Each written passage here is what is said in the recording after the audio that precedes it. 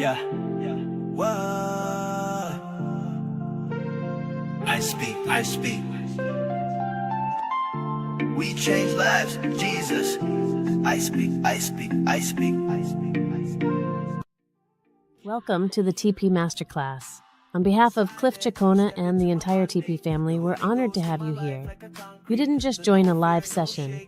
You stepped into a transformational experience designed to help you master your mind, align your emotions, and trade with clarity and conviction. We'll be starting shortly. In the meantime, settle in and prepare your notepad. Like the stream, subscribe if you haven't already. And most importantly, invite someone who needs this. Because around here, we don't just trade, we transform. Let's get started soon. I speak life, I speak spirit. We change lives, Jesus did it. I speak life, I speak spirit. We change lives, Jesus did it. Step into my Monday. I'm stepping to my Monday. I'm stepping to my Monday. We change lives, Jesus did it. I'm stepping to my Monday. I'm stepping to my Monday. I'm stepping to my Monday. We change lives, Jesus did it.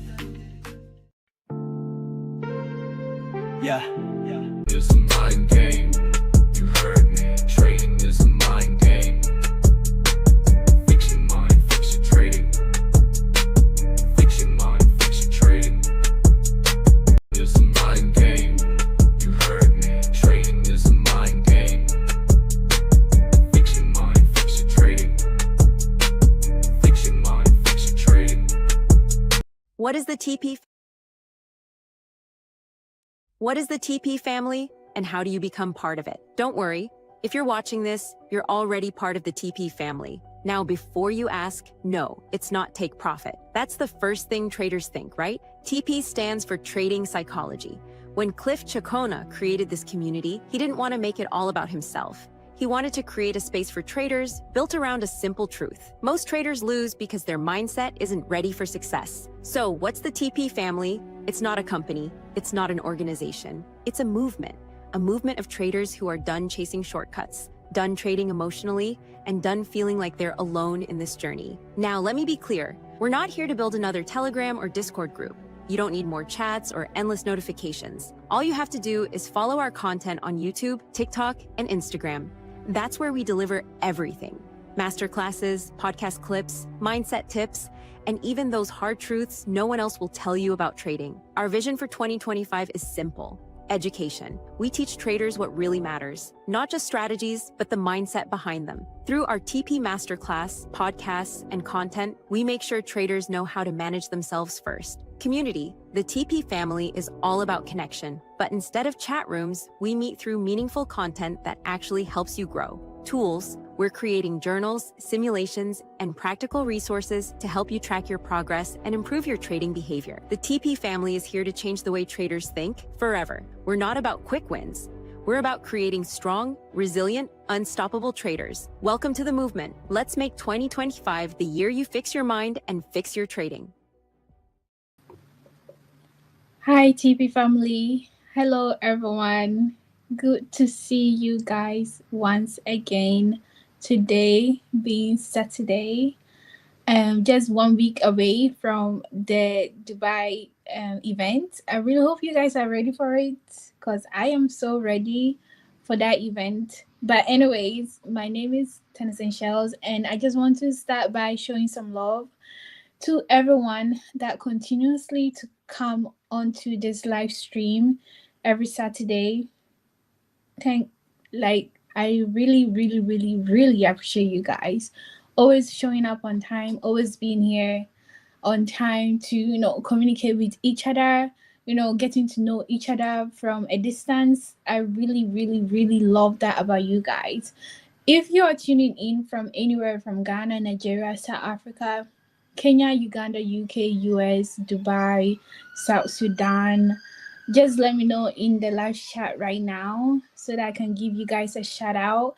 And if this is your first time, if you are watching this the replay of this live stream, just put in the comment section below that replay so that we would know that you have been here and you are watching the live stream from the beginning to the end. And also, if you're first time joining the TP Masterclass, I just want to say a very big welcome to you.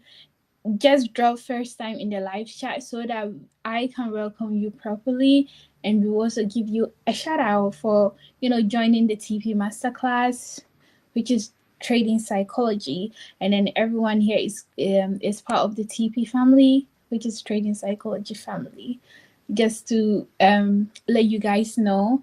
And because you're also a first time and you're wondering where to begin, do not worry. We have set it out for you. Just go to our YouTube channel and you will see a playlist with all the TP Masterclass previous live stream, where you can start from the title, What is Really Trading Psychology?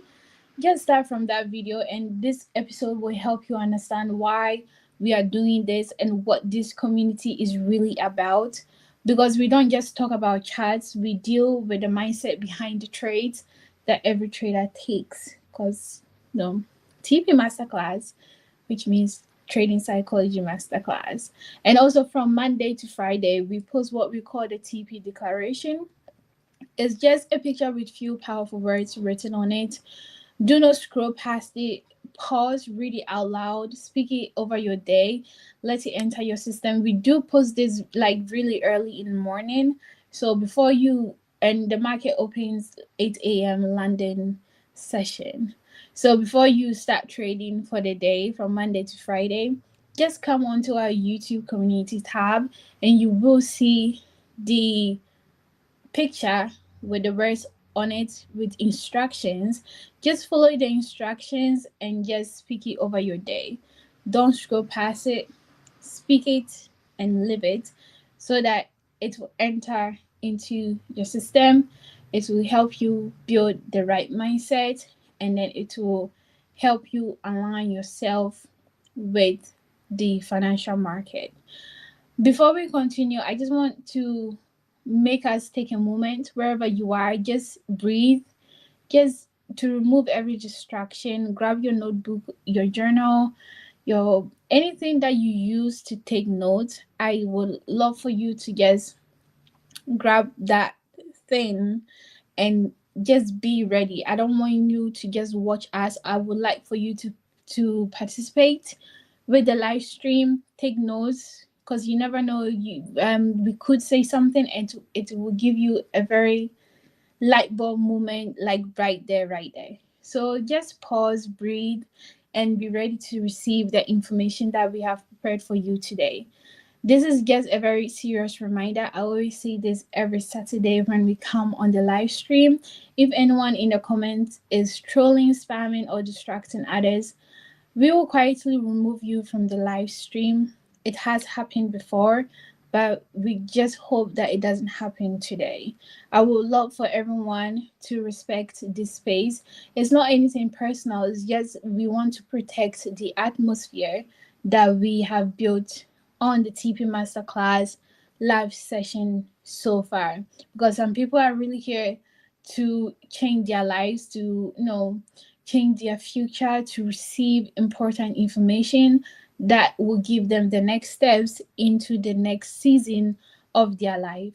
So without any further talking, I'll just hand over the session and I'll be right back once again. Thank you guys, and stay tuned for more. It's a mind game. You heard me. Trading is a mind game. Fix your mind, fix your trading. Fix your mind, fix your trading. It's a mind game. You heard me. Trading is a mind game. Fix your mind, fix your trading. Fix your mind, fix your trading. It's a mind game. You heard me. Trading is a mind game. Fix your mind, fix your trading. Fix your mind, fix your trading. It's a All right. Guys, good evening, good morning, or good afternoon, depending on where you're tuning in from. As we always do each and every single week, let me know if you guys can hear me okay, just by dropping a number 1 in the chat. I just want to make sure that the message I want to communicate to you guys is clear. You guys can hear me okay. If there is any form of technical difficulties, it's best to let me know right now. All right, just let me know in the chat. You guys can hear me loud and clear. Okay, let me know. Good evening, everyone. Good evening to all of those that are tuning in from everywhere around the world. And once again, thank you very much for doing an amazing summary and an amazing opening to shows. You do an amazing job every single week. All right, thank you guys for the confirmations. Without further ado, I'm just going to introduce myself. My name is Willis Aromi, specifically for those who don't know me.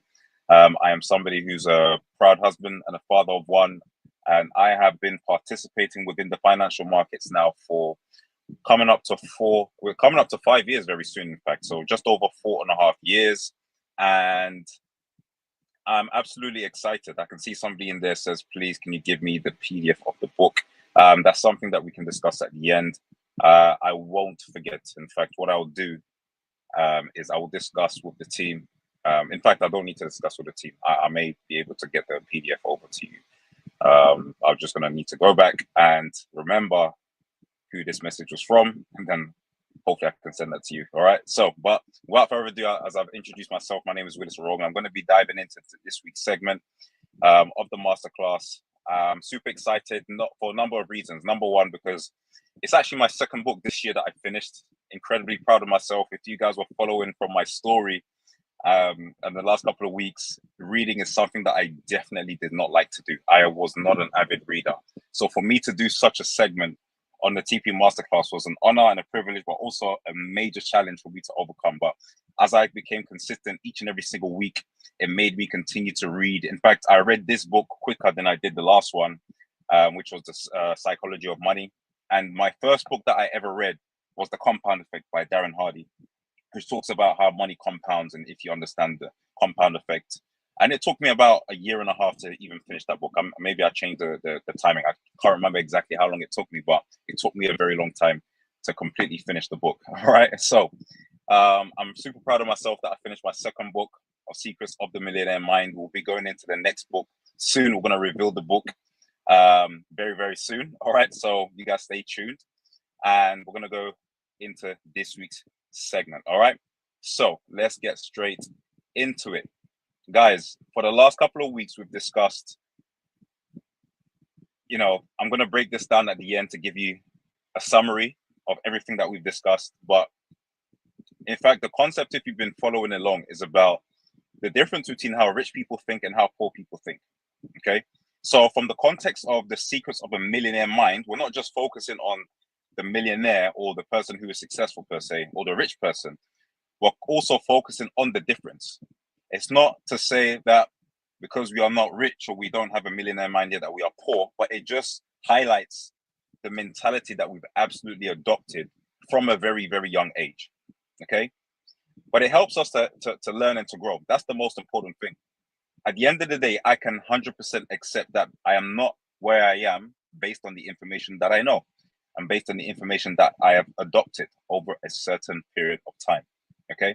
I'm okay with that. I'm okay to accept that this is who I've been and this is who I am moving forward. It's important to understand that we identify where we are first. We identify the issue. We diagnose the problem, just like a doctor. They don't just begin to operate on someone and say, okay, this person needs a new heart. How do you know they need a new heart? Have you diagnosed the problem? Have you diagnosed the issue? Right?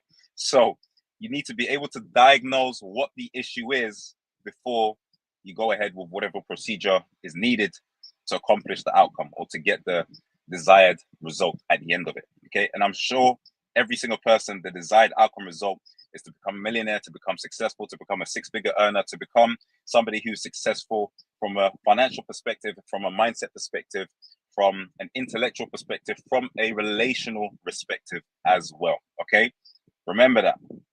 But when it talks about the rich and a poor person, the only thing that separates the rich from the poor is the mindset. It's not about the money that's in their bank account. Okay. Here's another perspective. Okay. The difference between a rich person and a poor person is the mindset that they possess. Right. But also, It's the mindset that they decided to possess, past tense.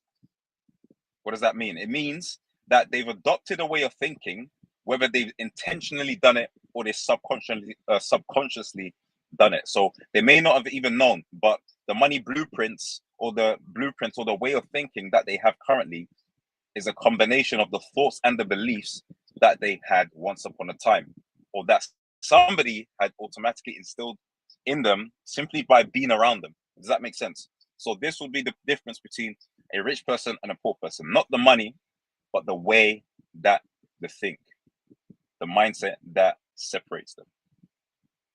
Next slide. So here are a few things that I would suggest, or that I would say that different people as traders, they do. You know, there's different people as traders, I would say, from the successful, the profitable trader side to the person who's less profitable, to the person who struggles with trading. I can accept and I can admit there's always been a time where I've struggled with trading. Maybe there's been a peak season and a dip season. But one thing for sure that I'll even mention before I continue is what would allow you to not go up and down is maintaining a solid thought process and a system. Okay, I'm going to address that at the end. Okay, I don't want to go ahead of myself. But what I mean by this is that we say different things. How you identify a successful trader and a not so successful trader is this. It's the things that they say. You can then identify this is how the person thinks. For example, a not so successful person, or somebody who's not profitable, or maybe somebody who adopts a poor or negative mentality might say, I can't believe I lost again, right? I can't believe I lost this trade again. I should have won this trade. Or how about they say, this trade would have been a home run. Nah, I can't believe it, man. This would have been a home run. If I had a standard lot, if I had 10 lots on this NASDAQ trade, on this US 30 trade, this would have been such a home run. Imagine the money that I could have made. This was on a demo, or let's just say, for instance, it was a great trade. It was a home run, right? But you didn't have the lot size or the risk size that permitted you to make maybe double or triple your income, right? Fear of missing out, FOMO. Well, how about the person that says, I need a better strategy? If only I had that better strategy, right? If only I had the better strategy that could cause me to have a 100% win rate. In comparison to the successful person or the rich-minded person who might say something along the lines of, I need help to develop my playbook. Listen to this. The key is they've identified that they need help. That's one trait about a successful person and a rich person. They identify, or they're not, in fact, they're not ashamed to say that I need to grow. I need to constantly be in a space and in a season of growth and learning. Okay, I need to develop my playbook. I have a playbook, but I need to develop it. In fact, I need to have something on a scrap piece of paper. Now I just need some tools, some few ingredients, mindsets, or things that I can implement to make my trading playbook better. Right? How about this? This is a great opportunity to close in profit, or to control my profit, or to control my risk. Rather than becoming emotional about, oh yeah, this trade is about to hit TP. It's just about to hit my target, but it needs to hit my target before I take profit, right? Rather than closing in profit, right? But it needs to be perfect, not knowing that your trade, sometimes it's not going to be perfect to the T, right? Or this is a great opportunity to control my risk. Not, oh, I've hit stop loss, let me control my risk. Let me not increase my lot size, or let me not increase my risk in my lot size, or add a secondary position, or a third or fourth position. I don't chase trades. I wait patiently for my trade setups to appear. These are all traits and conversations of a positive mindset, the positive mindset of a successful or a rich-minded trader. All right, let's continue. So then what about the wealth files? I'm going to cover two wealth files today. Wealth file number 14 and wealth file number 17. Okay, so wealth file number 14. Rich people manage their money well, and poor people mismanage their money well. Okay, it didn't say poor people don't manage their money well. In fact, they know very well how to mismanage their money. But here's the key. In reality, they don't know that they're mismanaging their money. They just do. They naturally do it based on the habits and the decisions that they are surrounded by. You see, the reality is when it comes to trading is this, that most people, they say their priority is to learn the skill of trading. They'll say things like, the reason I'm getting into trading is because I want to learn a money-making skill, a skill that I can definitely utilize as a cash flow system that can allow me to get into property, that can allow me to start this nursery business, that can allow me to start into real estate, you know, that can allow me to start my accountancy firm, that can pay for my degree, that can pay for my child's tuition fees, right? They will say all the things that sound, in fact, they'll sound very intellectual, very intelligent, that they're making smart decisions. Bro, the thing is, it doesn't matter what you say, right? Show me the proof that you're really interested in getting into the idea of trading. It's not our fault. Sometimes we get into it because we want to make money. We need a way out. We're in a desperate situation. We just need a method to enable us to go from A to B, right? The reality is what we say and how we act, they're two different things, right? So some people, they want to make the money that comes with trading, but they want it from trading specifically because they see how easy it looks, although it's not easy, right? It's a profession just like any other profession. So then there's a question that I'll probably ask a new trader. Now, it might be a new trader, or it might be a trader who's literally, they have no experience whatsoever. This is the first time they've even had access to this masterclass, or even a trader that's been in the business for about a year and they just haven't seen success, or they're still struggling to understand how take profit even works, or how a stop loss works, right? Well, here's the question that I have, the questions rather that I have. So number one, what is the proof that you're actually interested in trading? Are you taking this as a longer term thing? Are you getting invested in the educational side of things? How are you going to get educated? Who are you going to get education from? What is it that you're most interested in when it comes to trading? Why am I asking these questions specifically, right? Although we're talking about money here, it talks about managing your money well or mismanaging your money well. How about when it relates to trading? How do you manage your trading? Okay, so how do you go about managing your trading journey? Can somebody look at your trading journey and said, okay, this person, they know what they're doing. I trust them that I'll come back in 5 years.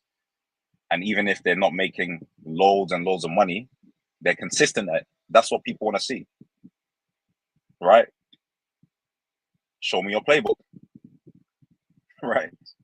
Do you have separate accounts for everything? Do you have, and this is going to be one for probably a bit more advanced traders who maybe they know what they're doing, they know how to manage a strategy, but maybe their risk management is a bit off sometimes. Do you have separate accounts for your trading? Or do you just trade from every trade, every bill, every investment comes from just one account? Do you have one bank account for everything? Or do you have separate bank accounts or different entities that control and take care of other instances? All right. So that's another question for you guys who are a bit more seasoned in the game. All right. So then here's the next thing I wanted to speak about, the trading blueprint. All right. The trading blueprint. I think this is very, very important because we can talk about all of the things that are necessary when it comes to trading, but I've just named just a few just to help you a little bit. All right. So I'm going to give you an analogy. Let's just say I've always used this example, but maybe I might diversify it a little bit. So I'm going to give you two different examples of sports, right? So number one is soccer, football. For those of you who are in America, you might say soccer, but we say football in the majority of the world. All right. So imagine a football team who just show up to training and they decide we want to win the biggest trophy in the world. Okay. For those of you who are familiar with football, the Champions League is the biggest trophy in the whole of Europe in terms of how prestigious it is. All right.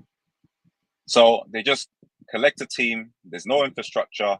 They decide that, okay, we're just going to show up, we're going to register, we're going to show up for the competition, and we're going to expect to win at the end of it based on the players that we have. We have the best squad, the best team. We've contacted all the different players around the world, and we know that we can do it, right?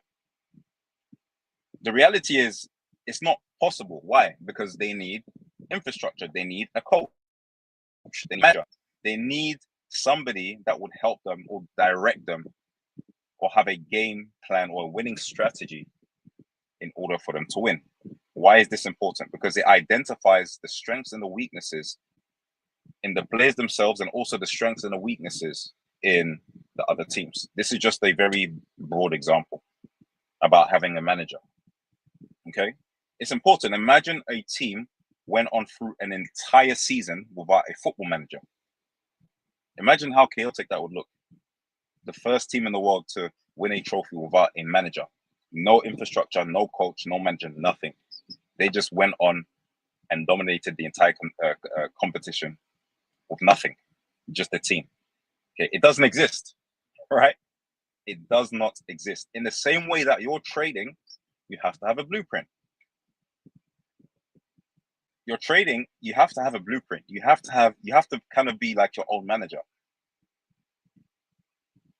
This is where it gets a bit complicated, because if you now compare this to a traditional business,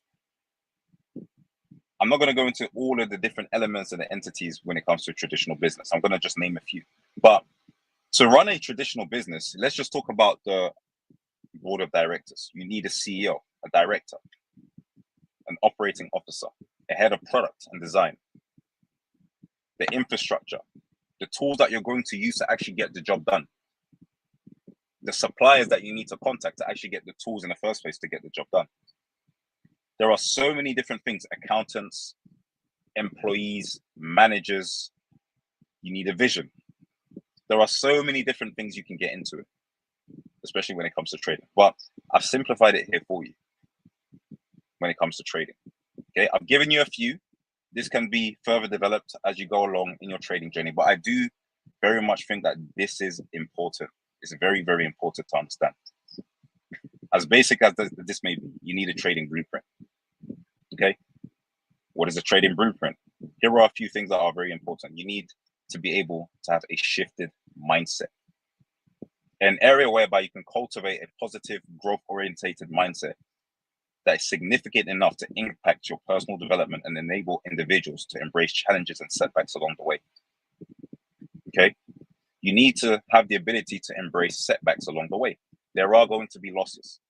I hate to say it, but there are going to be some losses that you probably didn't expect. In fact, somebody might just have decided to invest $1,000 of their own money, expecting to get a 100% return by the end of the year, or let's just say a big return from $1,000 to 10K. Even if you don't want to do it in 30 days, but you don't mind doing it in 2 years, you're expecting it to be 100% $10,000 by the end of the year or by the end of 2 years, right? Not knowing that there are going to be some setbacks along the way. You need to be prepared for those setbacks. What else do you need? A roadmap. You need a roadmap, a strategic plan that is visually represents the goals, the objectives, or even the key milestones, right? The key milestones of the projects, the product, and it has to be done in a specific time frame. Okay. Now, I don't want you to get what I'm saying very, very wrong, because some people see time frame and think, okay, the money element of things is important. I need to get to 10K by month 6. You don't want to do that to yourself. Okay. But you need a time frame to commit to say, over the next 90 days, I will commit to consistently taking only 2 trades a day, consistently journaling, consistently only using a 0.05 loss size, for example. Something that you can say over a set period of time, this is what I'm committed to. Okay. A progress tracker, a method or a tool that will highlight your progress and help you stay on track. And the last one is a trading playbook. Very, very, very, very important. A set of rules and suggestions and methods that are considered to be suitable for a particular activity, industry, or a job. We're talking about trading here. So these are a set of rules, guidelines, and things that you know, if it doesn't match my playbook, I have no business with it. I don't do it. I don't look at the chart. I'm walking away. If it's not because the market has opened at 8, between 8 to 9, and it's from 9 to 10, then I'm not trading. If I've missed it, if I'm busy, if I'm not calm, if I'm not mentally prepared for the trading day, then I'm not trading. This is what I mean by a playbook. There's other things that I could have added on there, such as accountability. Okay. Physical accountability is important. I believe that you guys are holding me accountable to deliver a book segment each and every single week. Okay. That's just an example. Reviews. You want to have a review every month, every week, every day. You want to do this as often as you can. And then a growth framework. How do you decide that you're going to commit to growing over a set period of time? Is it by reading books? Is it by attending the weekly seminars that we do on a regular basis? These are just a few of the important things that you need in your trading blueprint. So then we talk about wealth file number 17. All right. This is in fact the final wealth file of the book, The Secrets of the Millionaire Mind. So rich people, they constantly learn and grow, whereas poor people think they already know. I had to laugh when I read this because it's basically in the way that it was described that really made me laugh the most. Okay. Because the way that they described it was, people say, oh, I know. Oh, yeah. All right, I know. Yeah, no, definitely. I know. Not knowing that to know something is actually to have experienced something or to have applied something. So I know is not necessarily the knowledge of something or attaining a knowledge of something. And it really, I had to pause and think, oh, wow, okay. So when people say I know, in fact, they probably don't know anything. Instead of what we say, when we say I know, they should probably say things such as, I read about it, I heard about it, I came across it once upon a time, or I came across it last week.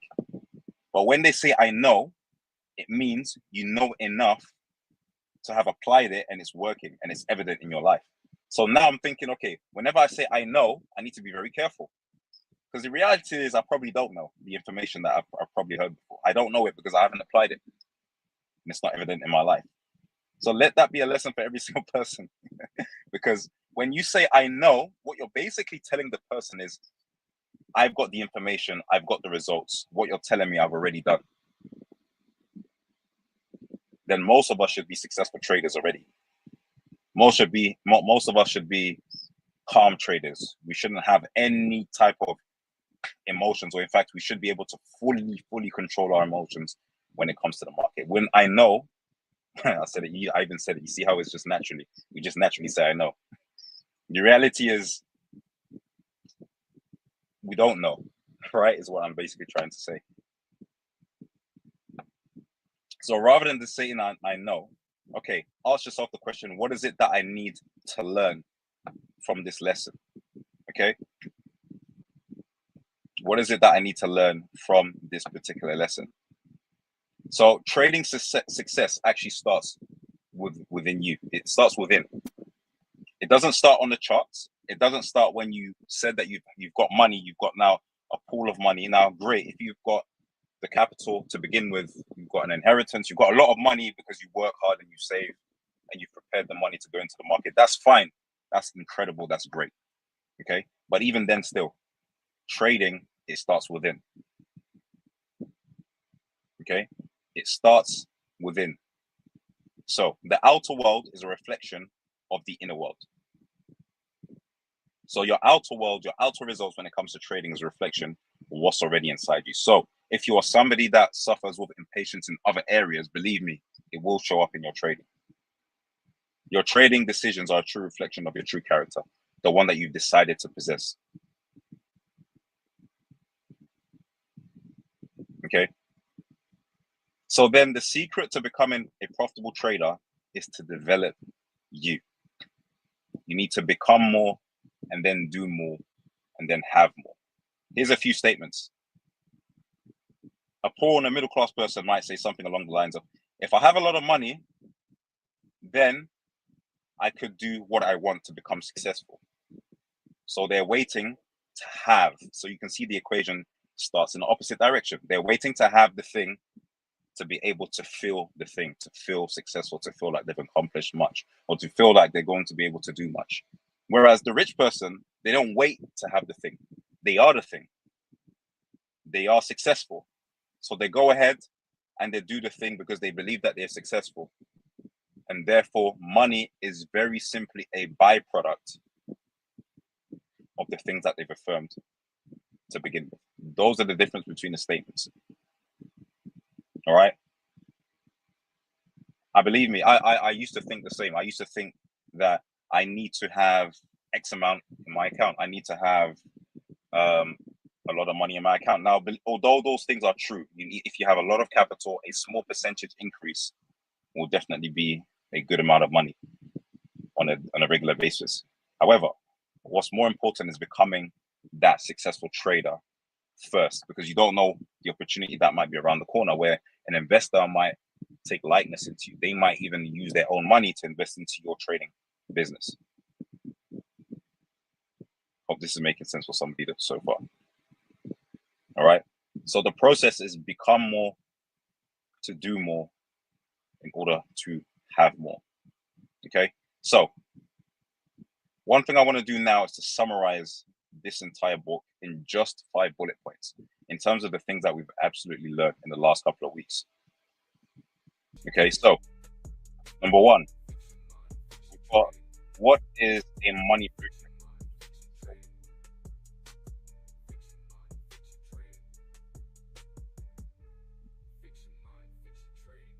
Okay, so let's begin. What is a money blueprint? So a money blueprint, summarized, is predefined beliefs and thoughts that have been injected into us from an early age based on our relationships, our environments, and our upbringing. So this is what a money blueprint is. So a money blueprint is something that probably already pre-exists in our minds, in our habits, and our behaviors before we even think about it. And then we spoke about the actual formula, which is TFAR, which basically stands for think, feel, actions, and then results. So it starts with how you think. So how you think affects how you feel. And then how you feel affects the type of actions that you're going to implement on a daily basis.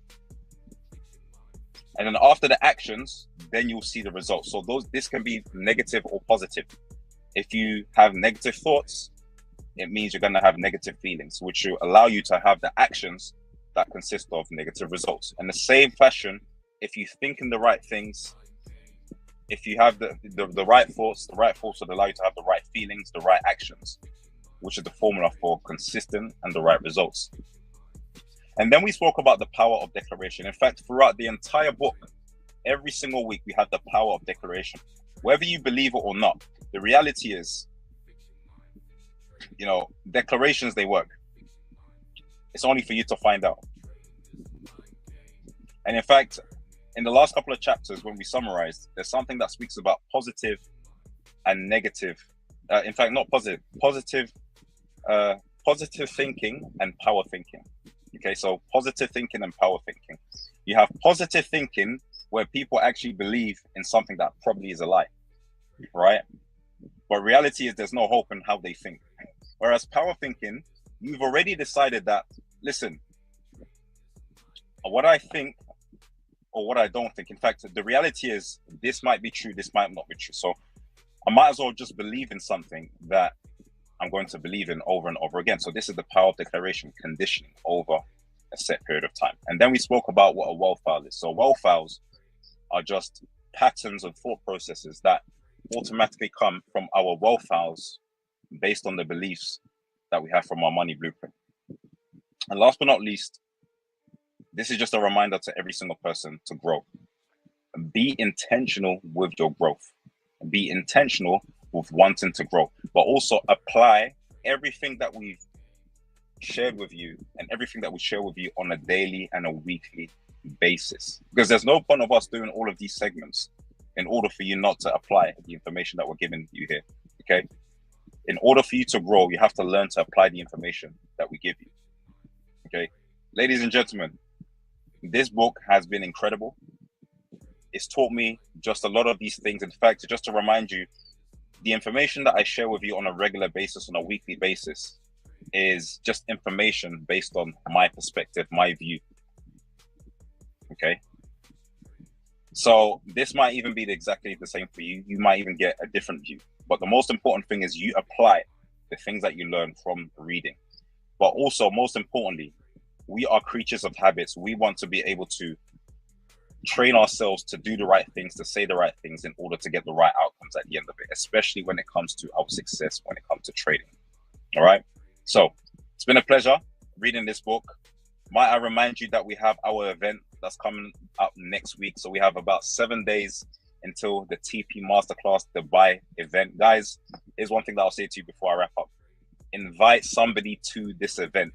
Invite them, share the link, get them to register to this event. This is going to be an absolute game changer. I'm super, super excited for this event. All right.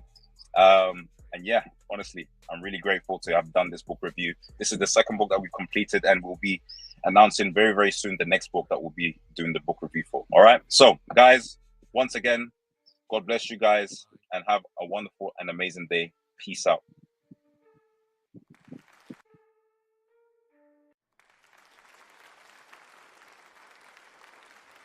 It's a mind game. You heard me. Trading is a mind game. Fix your mind, fix your trading. Fix your mind, fix your trading. It's a mind game. You heard me. Trading is a mind game. Fix your mind, fix your trading. Fix your mind, fix your trading. It's a mind game. You heard me. Trading is a mind game.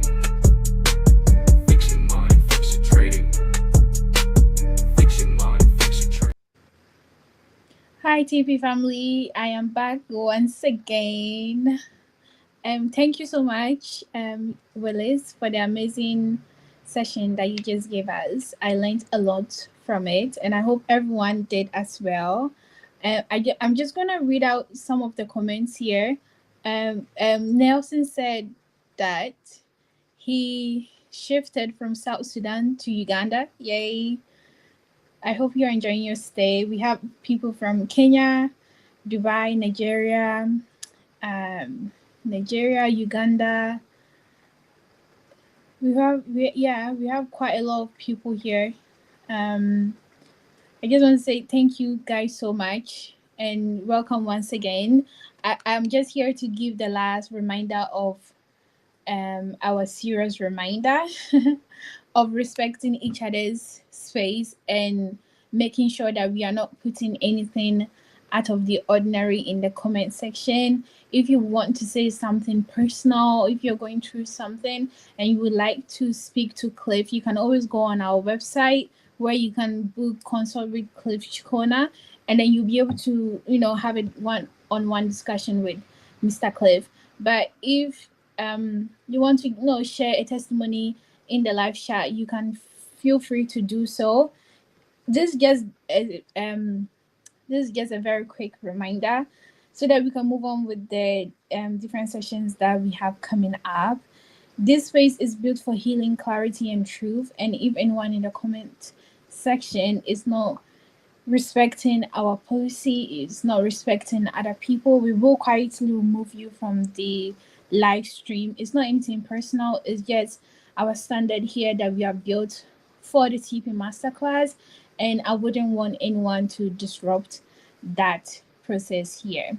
So, because some people are really here to, transform their minds, because our whole motto is fix your mind to fix your trading. So anything that would disrupt or disorient that process, we will quietly just delete you, ban you from the channel, and you wouldn't be able to come here anymore.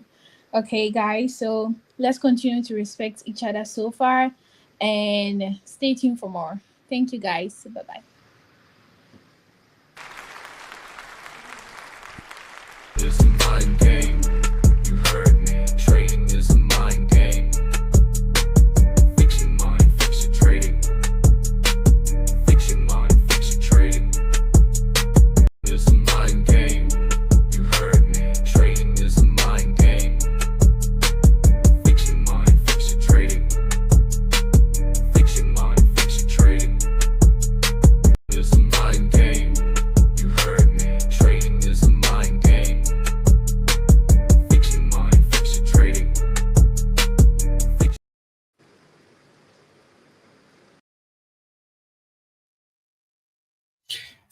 Hello, wonderful people out there. How are you doing? It's another weekend. Once again, if you can hear me, just give me some ones in the comment section, just like we have been doing every weekend. If you can hear me, just give me some ones in the comment section. Let me know you can hear me so that we can move on. Great. Thank you so much, Faith.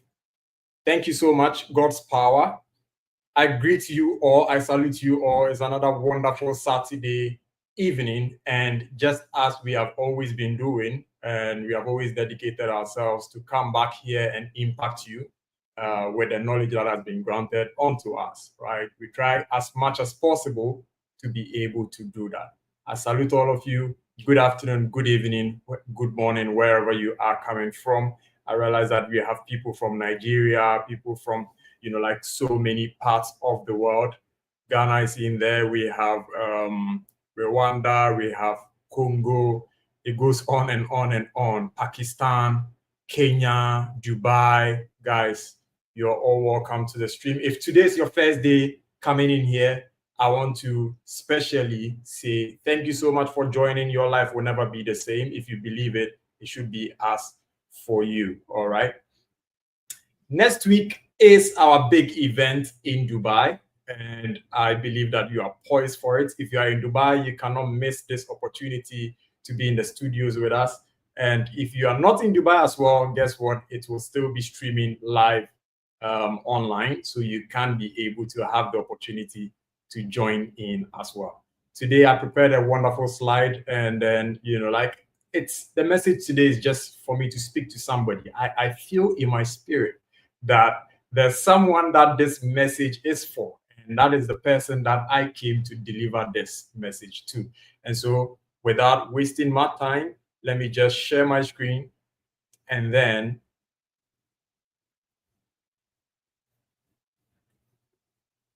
we can move on. So if Vance is ready, you can bring it up. All right. So today I'm just going to talk about something, that I titled Halfway In, Almost There, right?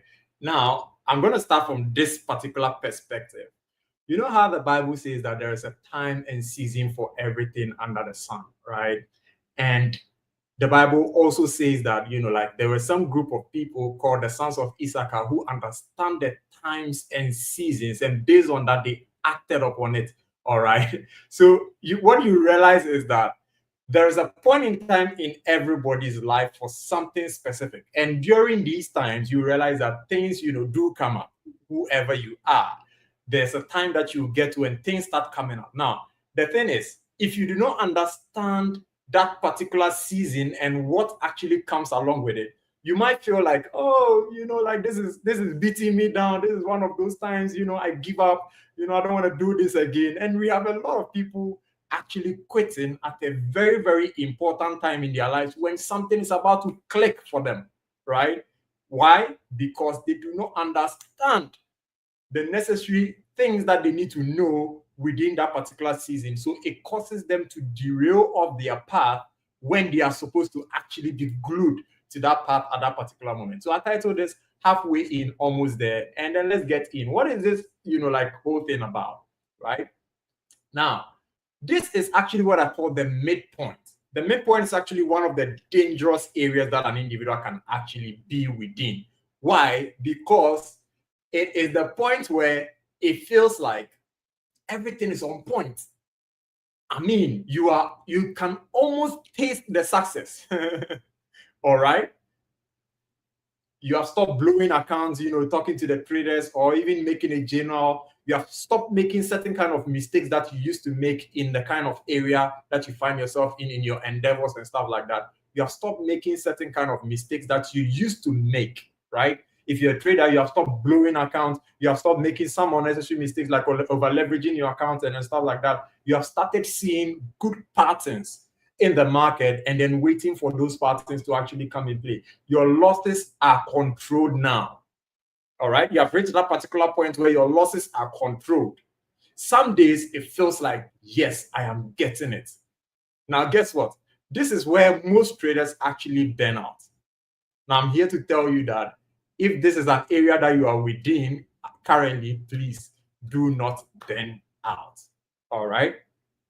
Do not burn out. Now, the midpoint area is an area where you have tasted the progress, but you have not arrived yet. I don't know if you get me. You have tasted the progress. You have tasted the progress. You can actually smell the success, but you are not there yet. You have not arrived yet. All right. This is the point where an individual needs to stay consistent more than ever. This is the point where an individual doesn't need to relax their discipline, because it is very, very easy for an individual to be complacent at this particular level of their journey. You are almost there. This is the time that you have to lock in. But most people actually, like relax and then say, and then you realize that, oh, I wasn't actually there. I'll be getting. At this point, what we call it is the autopilot mode, where you have reached a particular area, like if you're familiar with flight, you get into a flight, you get into a particular altitude, and then the pilot puts it on autopilot, right? Now, what happens is he's not manually, or, like he's not sitting behind the wheel and actually controlling it any longer. He is just, there, and then he has put the plane on autopilot. The plane is piloting itself. All right. But there is a certain kind of area that you need to break. There's a certain kind of altitude that you need to break in order to reach that particular autopilot. So some of you actually are still breaking through the altitude, and then guess what? You put it on autopilot. It does not work like that. If the settings are, like not right, the autopilot does not engage, or it will not be able to what? It will not be able to work as you think that it should work. All right, let's move on. All right, so now all that I stated, you have stopped blowing your account, you have started seeing good patterns in the market, you have, your losses are now controlled in the market and then all. But your account is not growing like you imagined it to grow. You are not rich. All right. You are not consistent, because consistency comes with doing something over and over again, unchanging, right? That is consistency. But you realize that you do this over and over, then you fall short at certain areas. Then, okay, let's go back in there again. Then you do over and over, then you fall short at certain ranges, right? So you are not consistent at this particular level. You are just not there yet.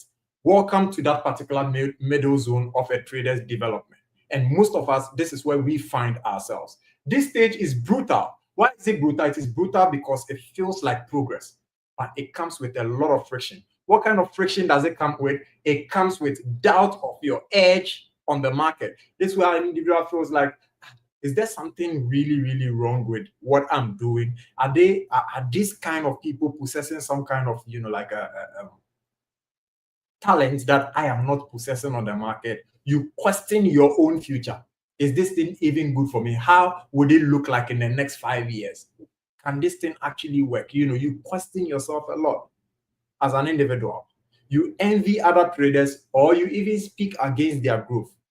Because at this point, you are or it feels like you are stagnant. It is very easy to point fingers and then wonder why an individual is doing things in a certain way, and then thwart their approach. All right, and thwart their approach. No, I'm sure he's not doing it the right way. I'm sure he's not doing it the right way. All right. At this point, you are bouncing between two significant areas. I've got this, and then I suck at this. So at a point in time, you know that, or you feel like, oh, I've got this. This is going really well. Then all of a sudden, like things start falling apart. You're like, do I really have this in control? I really suck at this. All right. Then at another point in time, oh yeah, I have a hang of it. Like it's all going well. It's all going fully. Like this is it. I think that, like I'm going. Then all of a sudden, another push towards the, like backside again. All right.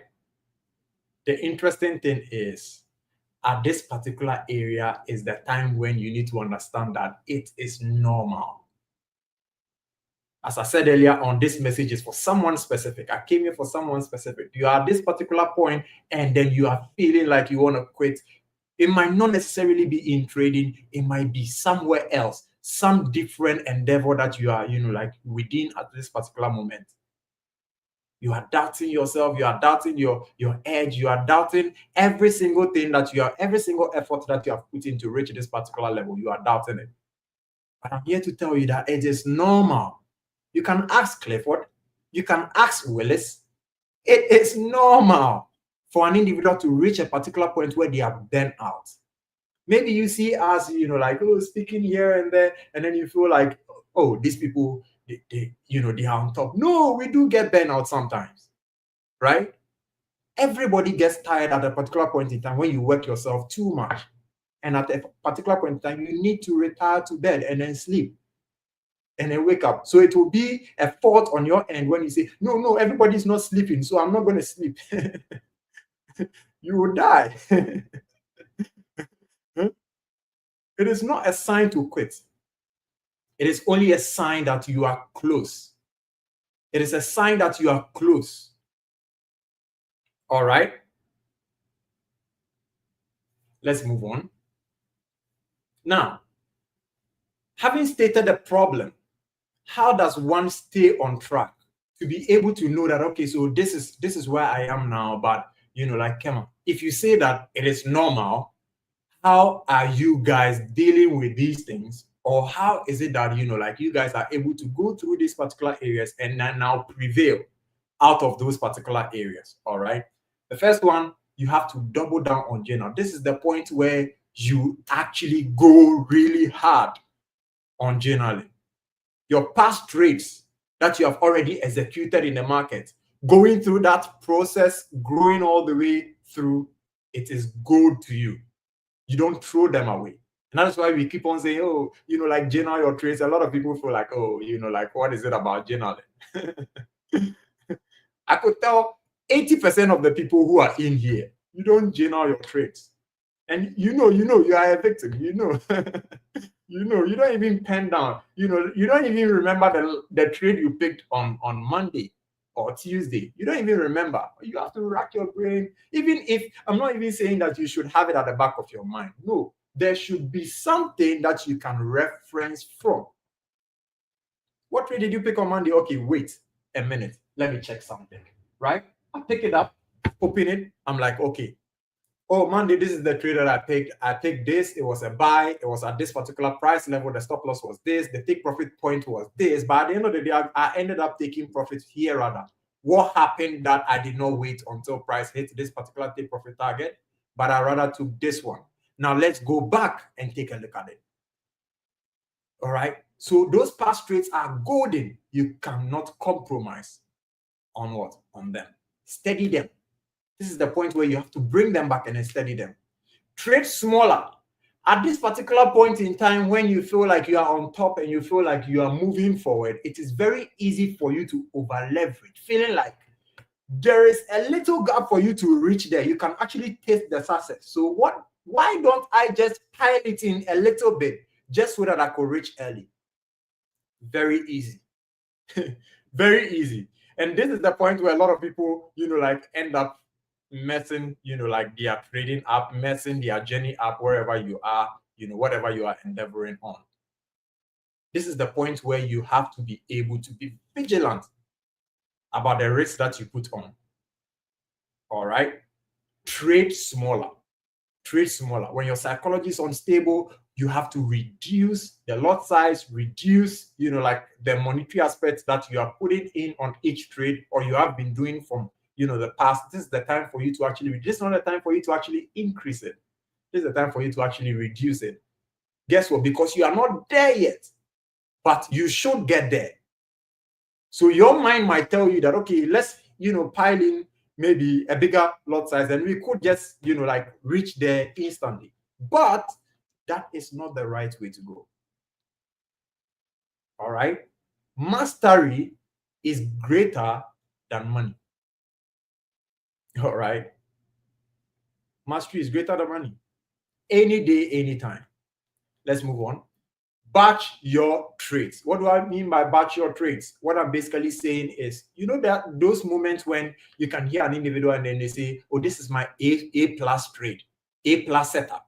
Oh, this is my B plus setup. As for this one, like I don't really go in there really hard when this is the point where you have to be able to clearly identify your A setups from your B setups and then your B setups from your C setups. And then you have to be able to know and allocate a particular lot size to your A setups. Okay, so if my A setups hit on the market, how much am I willing to go in there with this? If my B setups appear on the market, how much am I willing to go in with that? And if my C setups show up, how much am I willing to go in on that? How we get it? That is what? Batching your trades. That is risk allocation for the kind of trades that you deem very, very high probability on the market. This is the point where you actually take that serious. Then you also have to fix your environment. When I say fix your environment, I'm talking about cutting out the noise. Some of you are in too many groups, too many Telegram groups, too many pages, constantly looking out for something, constantly finding. Last week, we treated something very interesting. A lot of people are in the market, and what are they doing? They are finding, looking for.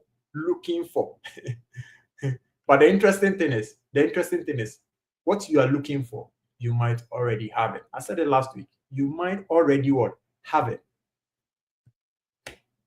So cut out those groups, block that dopamine draining distractions, block it out. And if you don't know what dopamine is, visit our past videos. I remember Clifford Cheqona talked a lot about what? Dopamine. All right. You have to cut it out. And then 5, build rituals. This is the point where an individual needs to build rituals. So sometimes you go on social media and then you see some people actually going through a routine, ritual, and you don't necessarily understand. Now, let me clarify things, because in Africa, when you say ritual, a lot of people have different kind of ideology about rituals. But I know that you get what I mean. I'm talking about pre-market routines. I'm talking about pre-trade checklists and routines. I'm talking about post-trade reflections. That's what I'm talking about. All right. Building a ritual. Pre-market routine. What do I do before I even come into the market? Not taking a trade, coming into the market. All right. Someone will say the moment I wake up, the first thing that I do is I hit the bathhouse and I shower. The person might have exactly what that does for them. All right. I don't bath hot water. I bath cold water early in the morning, because study shows that they'll give it to you. What is your routine? That is what I'm talking about. A routine that fits you. Because you go and tell someone, no, don't bath for hot water, bath cold water. And then maybe the person has some kind of ailment. Then they, they go shower hot water and then, you have a problem. Or they go shower cold water, there's a problem, right? So know yourself. What I'm trying to say is have a pre-market routine. At least have one. At least have one.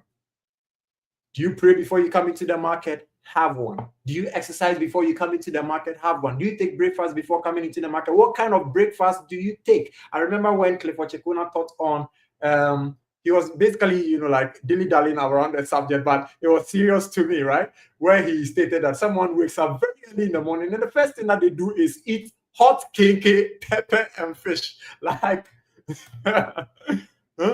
some very, very heavy meal. Very heavy meal. Within the next 2 hours, you are sitting down and then you are already going off, feeling sleepy, energy is already gone within 2 hours into the morning. All right. Pre-trade checklist. Then now we look out, what do you look out for before you actually place a trade on the market? Okay, I'm looking at direction. I'm looking at direction of the market. Okay, so where is the market going to? Then I'm looking at how is the market traveling towards the direction in which it's going to. So that means market structure. Okay, if I've found my market structure, then where are my significant swing points? Swing low, swing high point. Now let me mark those areas down. Once I've marked those areas down, let's see if there's a pullback coming on the market. Once I have direction already in play, the pullback would basically mean that I'm looking for continuations in the direction that is already in play, the preceding price action. That is where I'm going towards. So I follow through on that. Then now, whilst price is pulling back, I look out for my point of interest within what? Premium discount regions. Okay, if I'm buying, I'm looking out for discount regions. Why? Because as a buyer, I'm looking out for price to reduce so that I can buy. But as a seller, I'm looking out to sell from what? A higher price level. So if price has pulled back, and that is the reason why there are a lot of people use what? The fib retracement tool. So they measure the retracement of the market at least to 50%, 61.8%, 78.22%. Then basically we are moving from there. Why? Because they are looking for price to come further down, reduce further down, because they want to buy from that low price between the swing high and swing low point. Once price comes into that area, what exactly is your entry criteria? Okay, I'm looking out for candlestick patterns and formations. Maybe this, that. Have a trade checklist. Once you see all of those things, you now go into the market. It was difficult actually building that. Very difficult. I'm not going to lie to you. Very, very difficult. It's not the difficulty in building it, which I'm basically going to. It's not a difficulty in building it. It is the difficulty in following through on it. I said this and that is what I'm going to see before I jump into a trade. Now, let us see if you are actually going to follow through on that. That is where you find a lot of people who come into the realization that they were not so much disciplined as they thought they were. I told a story about a pastor friend who, got introduced into trading. And later on, he came to me and was like, hey, come on, Charlie. I didn't know I was greedy until, this market started exposing me. I make my money on the market that I've actually turned down, that this is what I'm looking to make within a particular day. Once I'm done, I still get called into the market. I say, what is called? What is calling? Why is it? Huh? Why are you being called into the market? You are called to do something else. Why are you being called back into the market? All right. If you have been trading for a year or more, right? These are the areas that I want you to work on. Or at least these are the areas that I want you to make sure that you have pinned down. Am I well versed in these areas, right? These 3 areas. 1, risk awareness. All right. Risk awareness. 2, system driven. You have to be system driven. 3, be self-reflective. Now, these 3 come together, and once you have them in place, the next thing that is needed is repetition. That's all. So system-driven, I'm basically talking about you having a mechanical process that you follow in order to pick a trade. You having a checklist that you use to pick a trade. So it's based on a system that you actually pick a trade. It's based on a system that you actually make speculations on the market. It's based on a system that you actually do certain things aligned with the endeavor that you have from your day-to-day activities. All right. And once you have that system in place, the next thing is be self-reflective. Over every week, every month, you decide, every quarterly, half a year, biannually or annually, make sure that you are doing a self-introspection to see where was I. The main goal is that you need to be better than the man you were yesterday. All right? You need to be better than the man or woman you were yesterday. And so if today or the next week I'm doing a self-reflective, venture, and I'm saying that, okay, so within this week, what has happened? Am I better? How many books have I read? Okay, maybe I've read 2 pages. It is good because you have added to your knowledge. It's not necessarily about picking up a book and reading the whole book. All right? You can just read 2 pages. And most of you don't understand why we do book review, and then one book, we spread it across over, a month or 2. It is because we want to teach you the essence of making small improvements that will go a long way to impacting your journey as a whole, as an individual, wherever you find yourself or whichever endeavor you find yourself. All right. So you self-reflect of the things that you have done and see if you are moving forward or moving backward. Then now you can be able to pinpoint the things that are holding you down and not necessarily allowing you to be able to move forward.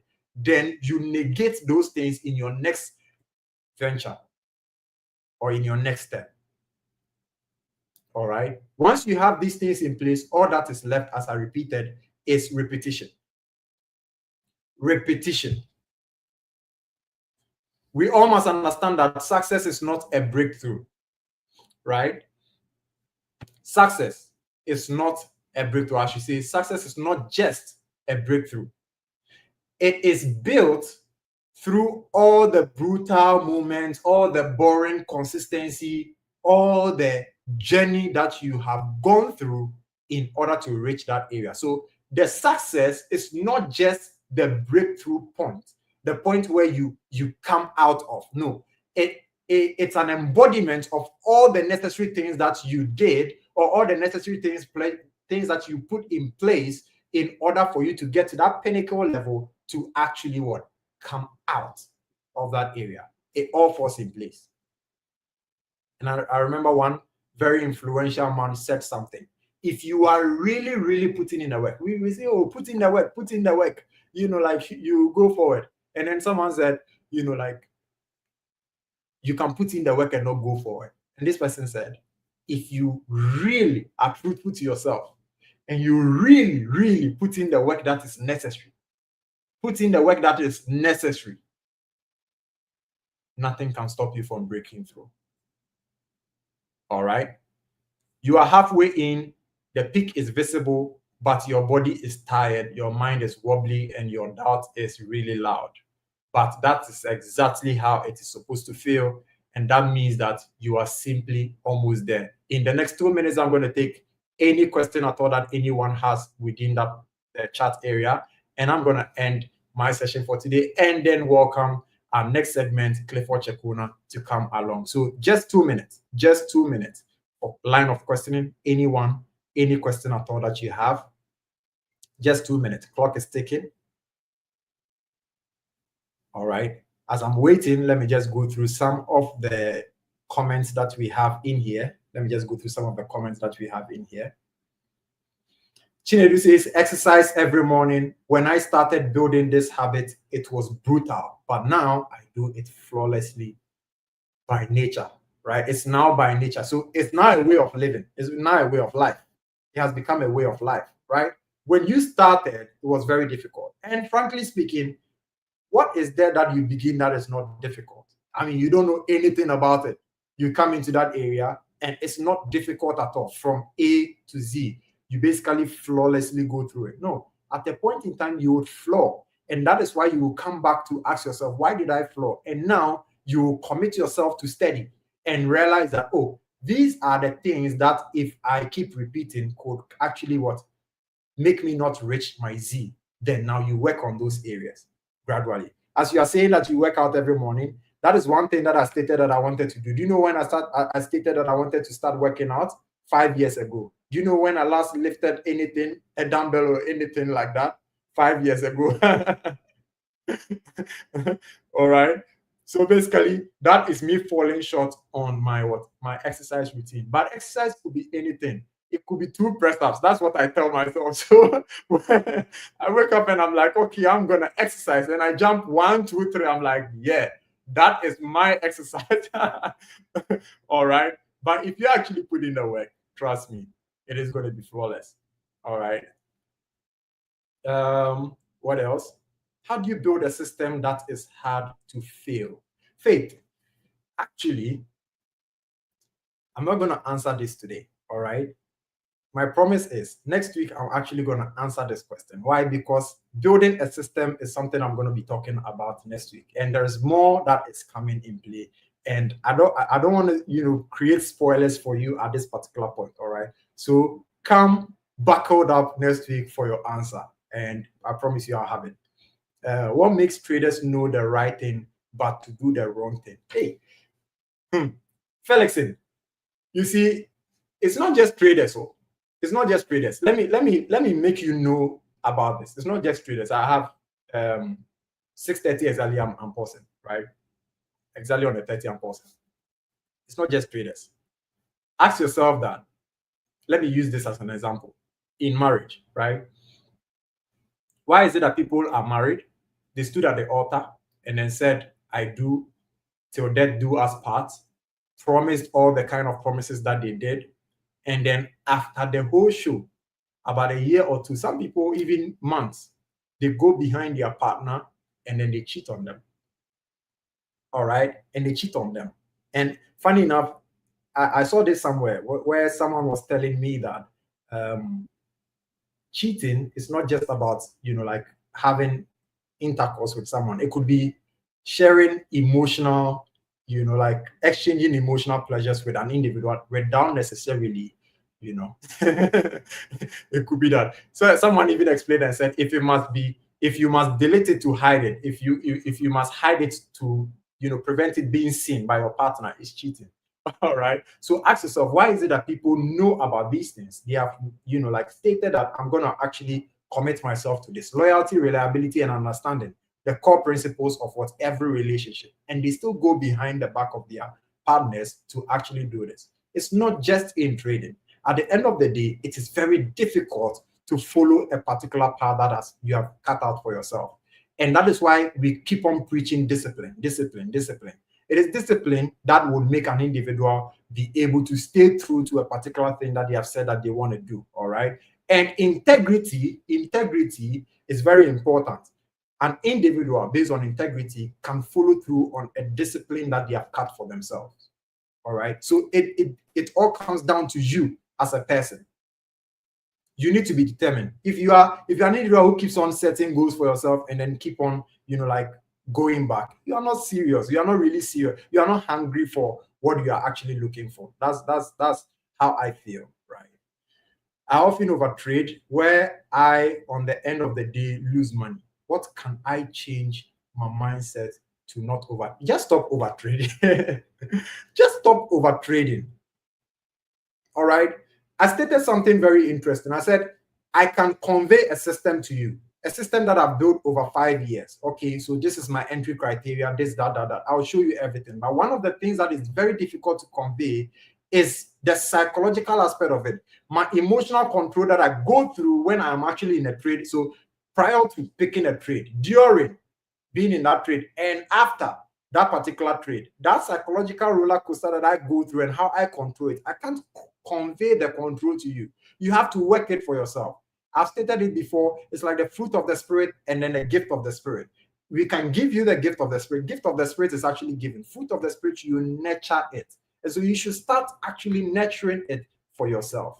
All right. It is the only way. It is the only way. Other than that, you will never cut out from it. Trust me, you will never cut out from it. It is the only way. It begins from you. All right. It begins from you. Have to come accept little losses, but very sad when I miss a good trade. What do I do about it? Trades are meant to be, lost in the market. All right.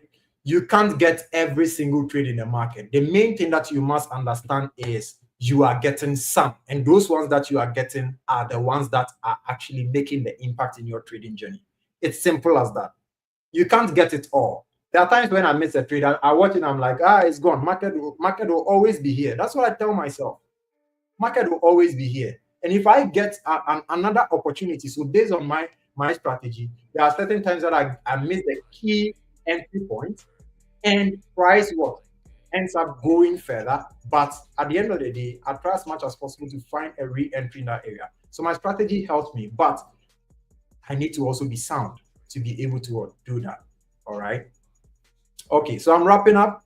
What do you have to say about stop losses for a newbie? A stop loss needs to be where a stop loss needs to be, not where you want a stop loss to be. If you put your stop loss where you want it to be, market will keep coming to take you out and then still go in your direction. So learn how to put your stop loss where it needs to be. All right, everyone. My name is Kema Trades. Thank you so much for having me. I'm giving over the segment to Clifford Cheqona.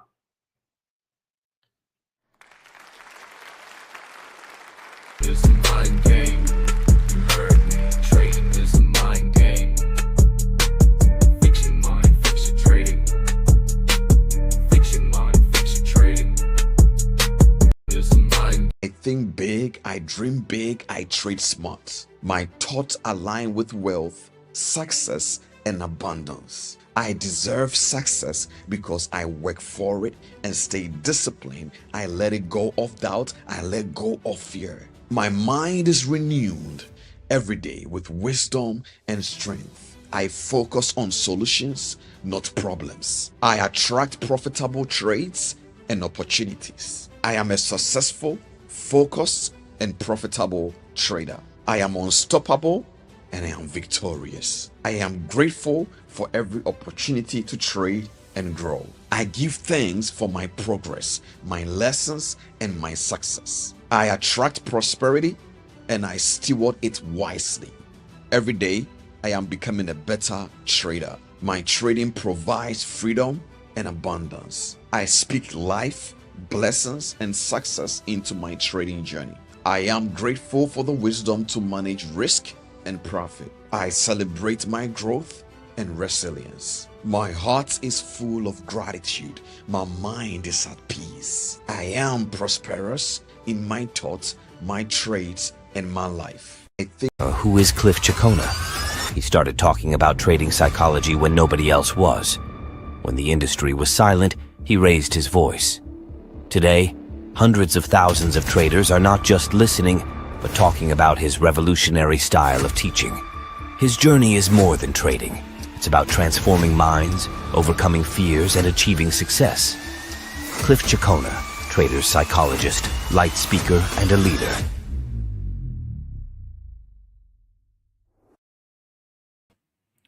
All right. Good evening, everyone. I hope you guys are doing well.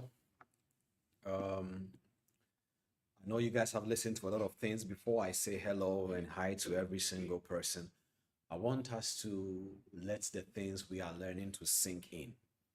The mind is a tool, and the way that you feed it really matters. You guys have heard powerful lessons this evening, and I want you to let it sink in. Relax a little bit. As you already know, we have been talking about tools to reset your mind. In the next couple of at least a minute or so, we're going to breathe in and breathe out. So that we're going to do some research right now, okay? You don't have to know how to do it. Just follow me and let's take it out from there, okay? Can we play one of the soft instrumental for me, please? Any of the soft one. It doesn't have to be the official trading. I just want us to use it as. Thank you very much. All right, guys, if you can hear my sound loudly, just drop some ones in the chat for me. I'm going to set a timer here for the next 1 minute. I just want us to breathe in and breathe out, breathe in and breathe out. What we are doing right now, we are just trying to let oxygen go into our brain. We need oxygen in the brain. That is all that it is. This is nothing really complicated. Just breathe in and breathe out. I'm going to set a timer for 1 minute. Okay, we're going to be practicing the 4-7-8 breathing technique. So 1 minute on the count. So breathe in right now, wherever you are. Breathe in for 4 seconds. Let's hold it. Now I want you to breathe out for 8 seconds. This is just a breathing technique. It means nothing. What you're doing is you are taking oxygen into your brain. Okay, breathe in 4 seconds. Hold it for 7 seconds. Hold it. Hold it. Now I want you to breathe out. Now.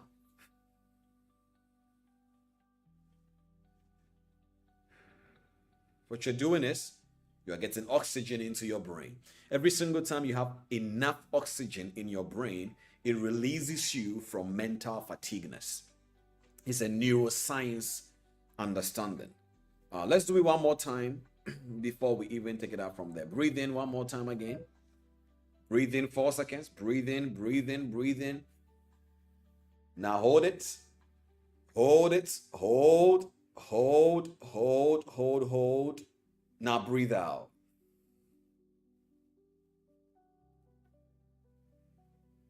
Now I want you to basically now start controlling your atmosphere. I want you to start controlling your atmosphere. Wherever you are, stand up a little bit. All right, get up. Wherever you are, I want you to stretch a little bit and tell yourself that I am becoming. Get up and tell yourself that I am becoming. I am becoming. I may not be where I want to be yet, or I am somewhere, but I want to become more version of myself. I am becoming. My mind is renewed. I am happy and grateful now that I am encountering knowledge. knowledge that is transforming my mind. I am becoming. I am becoming. I don't care about the naysayers. I don't care how I'm being mocked. I don't care about how I'm being laughed at. Even if I started trading and for now I'm not getting the results that I needed, I am becoming. Why? Because now I am getting the knowledge. I know it comes with truth. I am becoming. I am becoming. Get up, shake it off. Wherever you are, whether it is cold, whether it is hot, shake it off and tell yourself, I am becoming. I am becoming. You are becoming. You are becoming. All right. Listen, again, welcome, guys. Welcome to this stream. We are going to continue our series, but today you're going to learn something very powerful, of course. But I want you to listen to this carefully now. Can you just let me know? Whoever is new in the stream, just hit me up. All right, guys, if this is your first time joining this stream, please kindly just drop new in the comment section. And if you have not invited somebody, please do invite somebody onto this stream for me. The sound is low. Okay. The music is still playing. Can you guys hear me?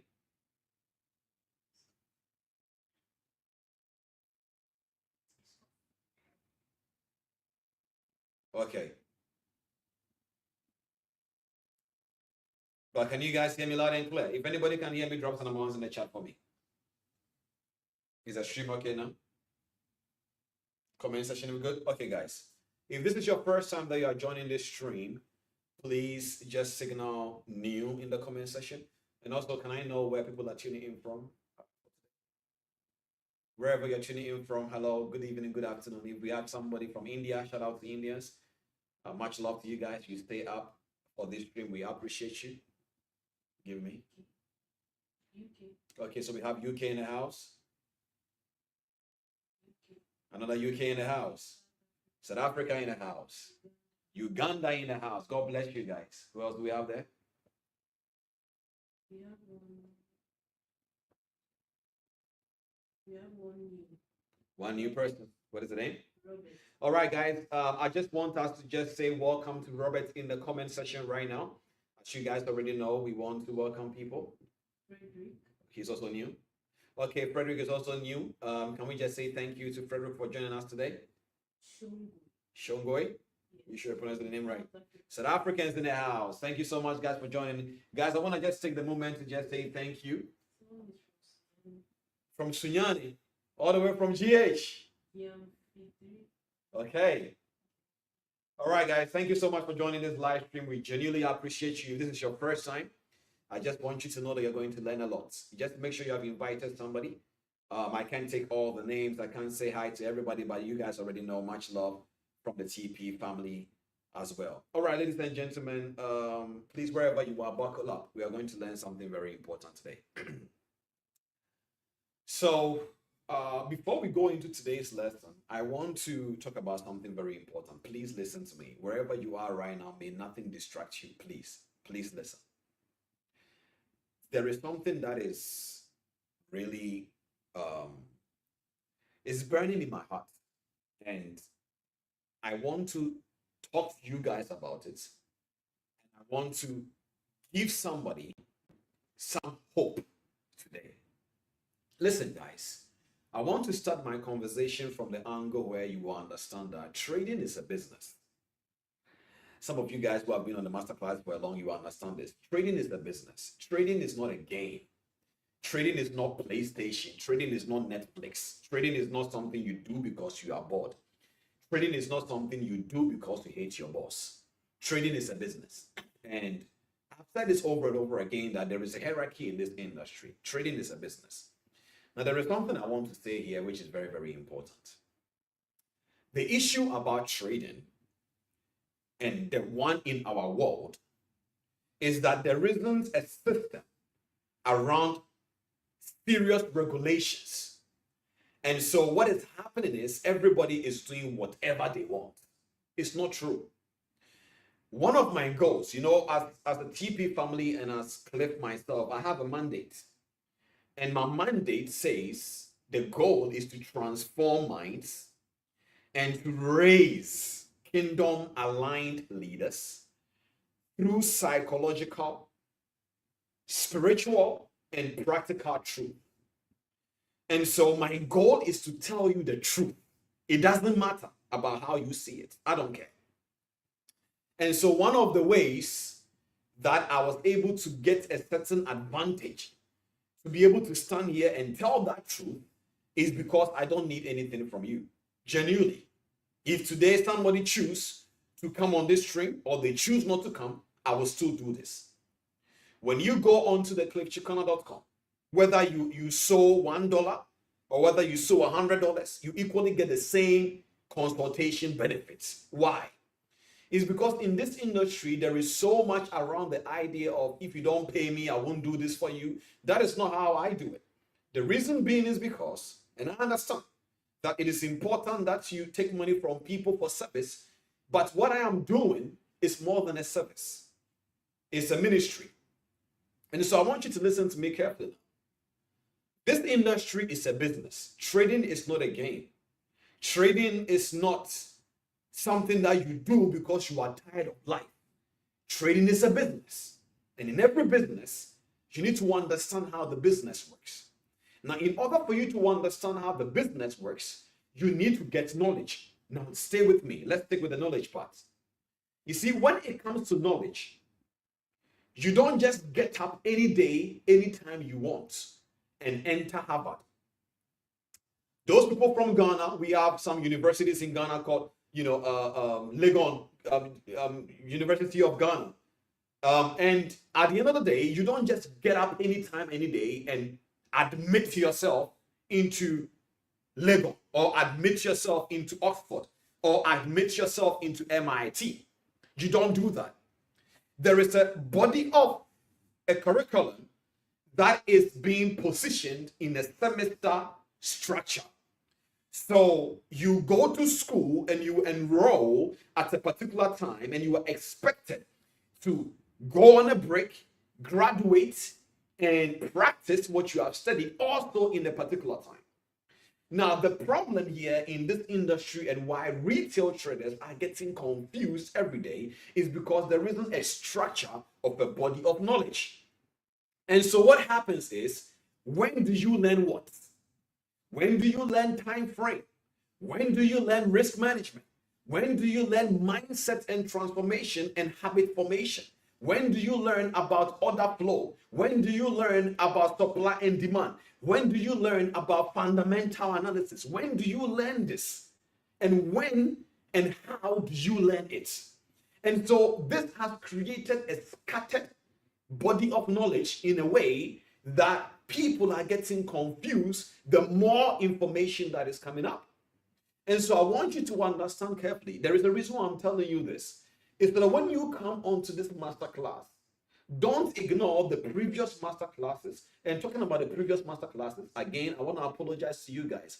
A few days ago, it came into our attention that somebody, unfortunately, we don't know what happened. There was so many nonsense that was added to the playlist on this YouTube channel. It didn't come from any member of the team. We are looking into it. We started to realize some couple of unusual activities going on some of the platforms, and we think it was an attack. We don't want to conclude, but that is how it looks like. And so thank you for all those who saw it and alerted us and so on and so forth. Okay, just wanted to just say thank you to that and know that we have fixed that situation. But back to my conversation now.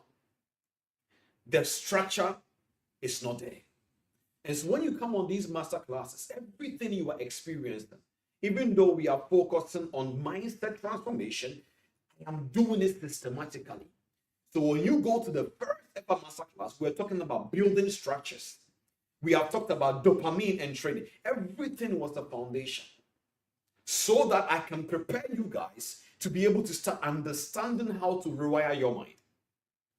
This should tell you and give you something. If you go into the master class that we have done previously, I gave a blueprint of how you can know what you should study and how long it would take you for you to become a trader by transformation.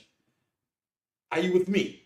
So you don't just, excuse me for me to say this, you don't just pick somebody from the streets and then say, hey, come and be a trader. Trading is not a joke. It's a business. If the person does not have the understanding of how to run a coffee shop, they can't be profitable in trading. So I get the whole concept idea of I put $100 and this and flip it. No, you need to have some business understanding. So as a trader, if you right now you are standing here and you are from Ghana, your parents are supposed to be able to ask you, why is the Ghana economy bad? And as a trader, you need to be able to have an answer. That in order for me to understand the economy of Ghana, mommy or daddy, I understand that we have something called economic indicators. That economic indicators is what you use to measure the economic performance of a country. He's gonna probably ask you, okay, John, what do you mean economic indicators? Mommy, you see, an economy is where a country is earning and spending money. So the individuals, the corporations, and the government, everybody is able to earn and spend. It helps the currency to appreciate. So you are saying that because there are no good jobs, then people are not earning much, so they can't spend well. Yes, mommy. So is that how? So if in case we want to fix Ghana's economy, then that means jobs must increase. Yes, mommy. What are you doing? You are letting them understand you are a financial analyst. Cliff, but how will this help me to make money? Stop talking like that. In 2025, stop talking like that. It's an ignorant and a childlike way of speaking. If you say you want to be a trader, understand the business. Understand how brokerages make money. Understand how banks move in the market, not so that you will avoid manipulation, so that you will get confidence in your decision making. Are you guys with me? This is a heart cry that a lot of people are choosing things they want to learn. It's not true. So when you go to your mentor, I want a structured, wholesome body of knowledge that can make me become the trader I want to become. It is very important that you understand this. And so you need to know that there is a time that you're going to learn about how technical analysis work. There are times that your mentor can take over 6 months alone and he's teaching you just about risk. And he will take another 6 months alone teaching you about mental transformation in the area of financial thermostat. Why? Because you cannot make money more than your mindset. It's the law. So this is it's not a buffet of knowledge. It's starter, first course, second course, and then desserts. To the point where when you are about to now finish your course, they need to teach you what are the various careers I can use this information to create. There are some of you that will not have to trigger trades on your own. There are some of you that you will need to use your knowledge and employ other traders who are executors and say, I'm going to manage you and manage this portfolio. It doesn't mean you don't know how to trade. It's not everybody who goes to medical school becomes a surgeon. It's not everybody who goes to a medical school becomes a dentist. There are several careers. Same in trading. There are risk analysts. There are we have psychologists. We have tech development people like TradingView. TradingView people understand trading, so they created a platform. It's the tech industry that is connected to a career in trading. Are you guys with me? So by the time that you have learned everything from the strategy to building backtesting to every single thing to mindset, risk management, career choosing, building a portfolio, it's a body of knowledge. And a lot of people don't understand this. I just said, let me just talk about it because a lot of people are asking themselves, when am I going to become a trader? Well, you will know by this answer I'm giving you now that you are probably never going to become one. Even if you learn the skill, a lot is still missing. So one of my heart cry to mentors and industry players is that if truly retail traders wants to make money in this industry, that we can all see how we can keep on coming together to help people to get the right body of knowledge. Cliff Cheqona alone cannot do this. That there is a day coming that you will enter an institution and there is Schema Trace, there is Cliff Cheqona handling psychology department, and this is handling this as a teacher. They are in an institution teaching people. This is the goal, and this is what we are trying to build here in TP Family. So with that all being said, ladies and gentlemen, if you are ready for me to tell you about today's episode, we're going to go and drop some number ones in the chat. I hope I've not wasted you guys your time. I just needed to get this off my chest because it's important you understand that you are becoming, but you need to make sure you are learning the right things. It's systems upon systems. You cannot just learn everything. Are you guys with me? I hope that the audio is all good. Perfect, guys. So for the past two episodes, right? 2 or 3, 2 episodes, we have talked about emotional wiring. Last week we looked at the distorted mindset. Distorted mindsets. We've learned a lot. And today we are doing the third rewiring. So we have done the first rewiring, which is emotional regulation. So we started by talking about how, as a human being, you cannot eliminate emotions entirely from your trading. You can't. And because of that, you need to become emotionally intelligent. Because if you don't become emotionally intelligent, what is going to happen is you will be all over the place. So the market moves by emotion. So after we understood all the emotional intelligence, so on and so forth, so we started with EQ. So EQ is emotional intelligence. Okay, that was the first rewiring. Then the second rewiring, we spoke about how to rewire a distorted mindset. All right, how to rewire a distorted mindset. I'm going to call it DN. All right, how to rewire a distorted mindset. Today, we're looking at something very important today. We are on our third. It's a question mark. It's not 7 with a dot. Question mark. Okay. So today we are looking at our third rewiring. Is everything okay?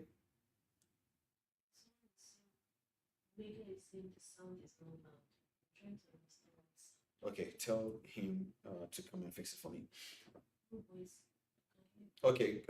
Can you guys confirm for me, please? Because what sound are you guys talking about? Is the sound? Are you guys hearing me clearly, please? If you guys are hearing me, please drop some number ones in the chat for me.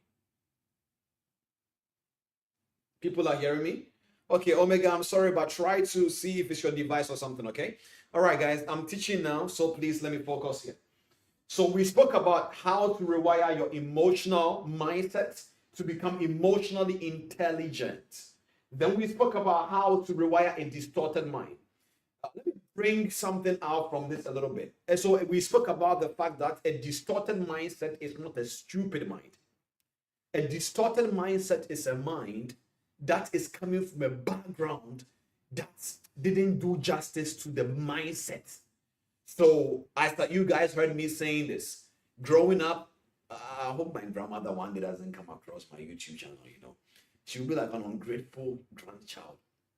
Grandma, I'm grateful. Just that the mindset, something happened. So I came from a household where whenever I'm not feeling well, is when I get the jollof or the fried rice and the chicken.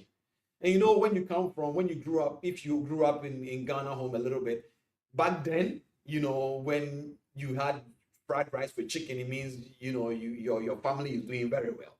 So fried rice and chicken was a very special meal, or maybe cornflakes and milk, right? Milk in a paper. Cool.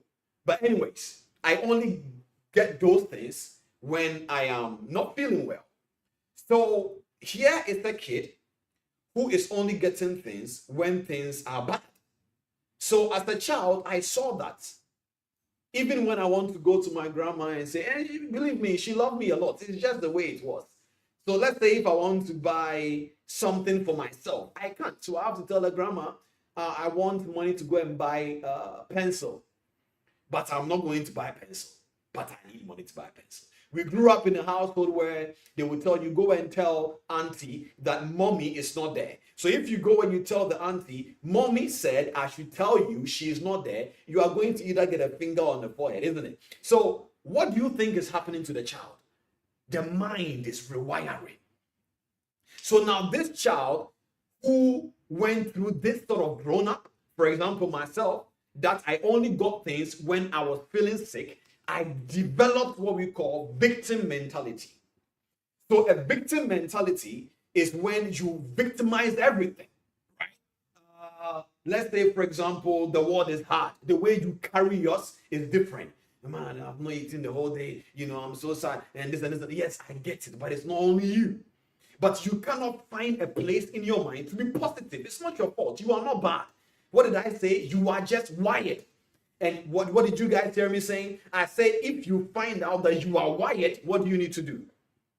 All right, a comment section. I want you guys to tell me. Anytime that you find out that you are wired, so now that you have been coming into the masterclass day in, day out, you have realized that there is a wiring that has happened to you that is affecting whether you're trading your life. So now that you have found out that there is a certain pattern of wiring, what can you do? Rewire. Are you guys with me? So that is what we are doing on this masterclass. We are rewiring.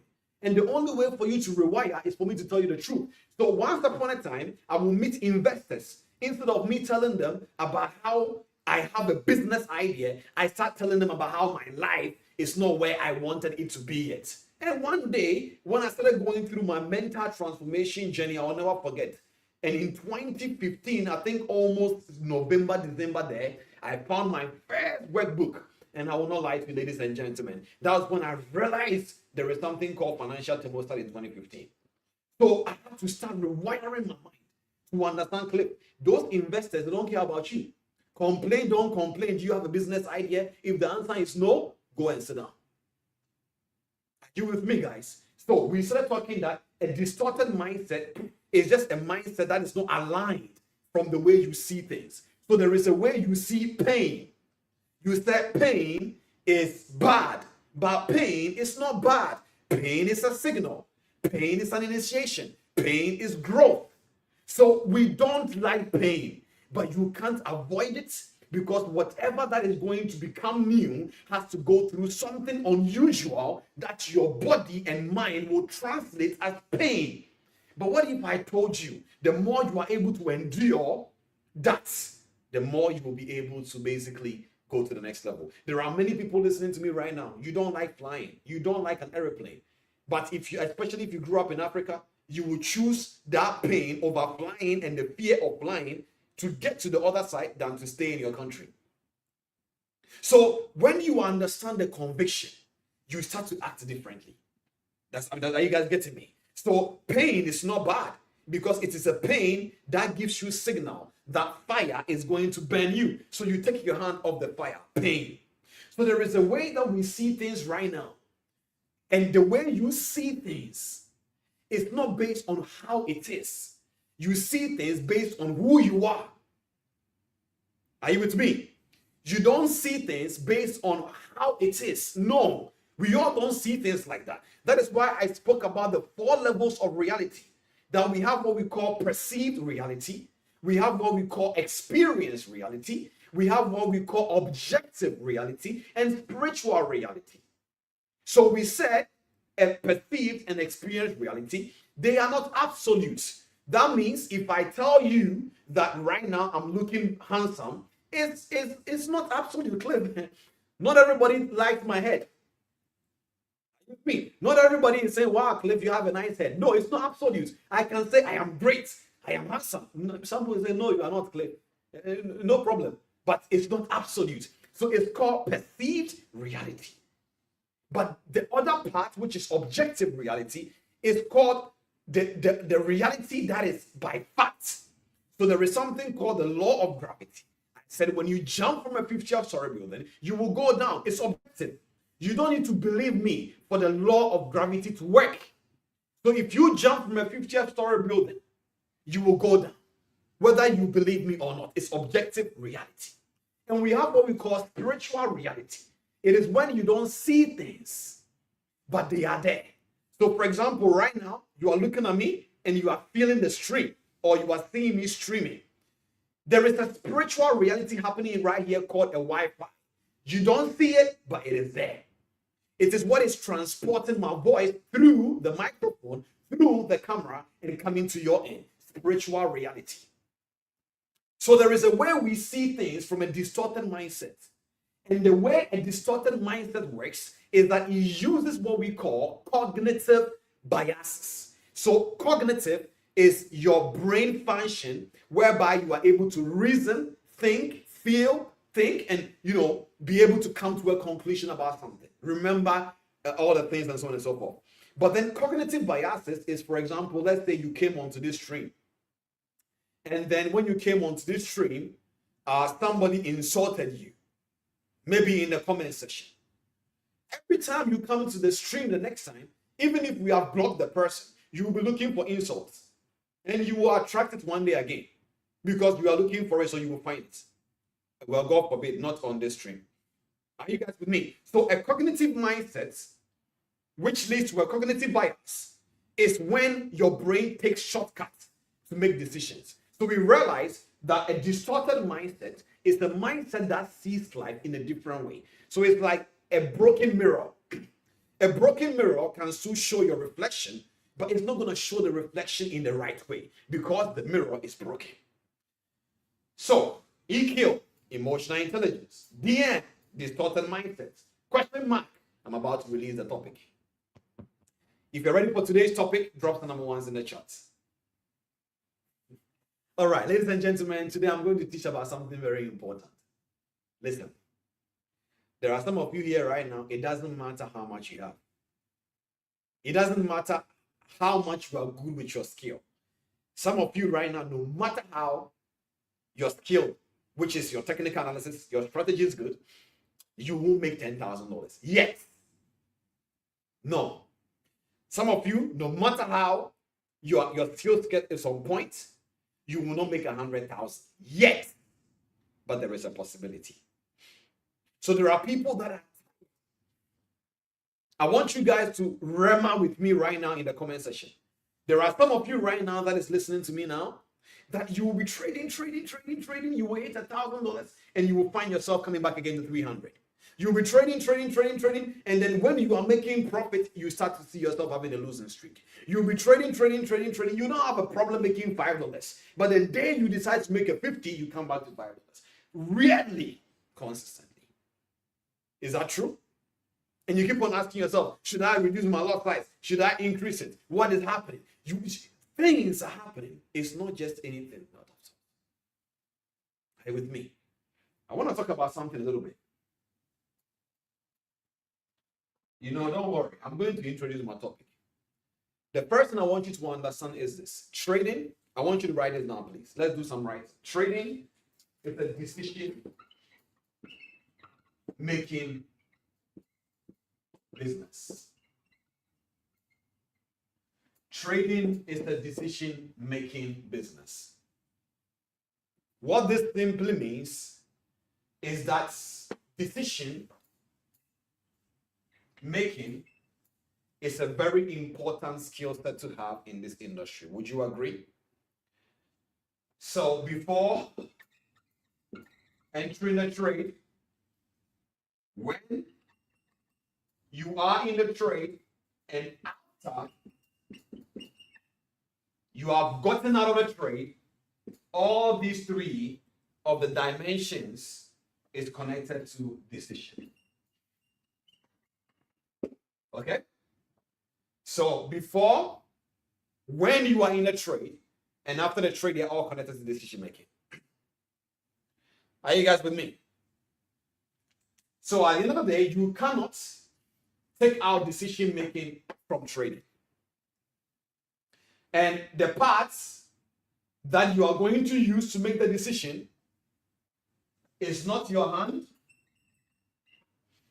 it's not your eyes, it's not your legs, it's not your computer. What am I spelling? It's not your computer. It's not your iPhone or your Android. It's not your Android. It's not your iPhone. It's not your computer. It's not your hand. It's not your hands. It's not your legs. All these things can be a medium through which the decision making is being made. If you see a lion and you are running, it's not your legs that made a decision. Your legs, the decision came through your legs. If you are addicted to watching, let's say, pornography, it's not your eyes that made a decision. The decision came through your eyes. You have heard me say this before, that the same knife we use to cook is the same knife someone can use to hurt someone. The hand didn't make the decision. The decision came through the hands. So decision making comes from your mind.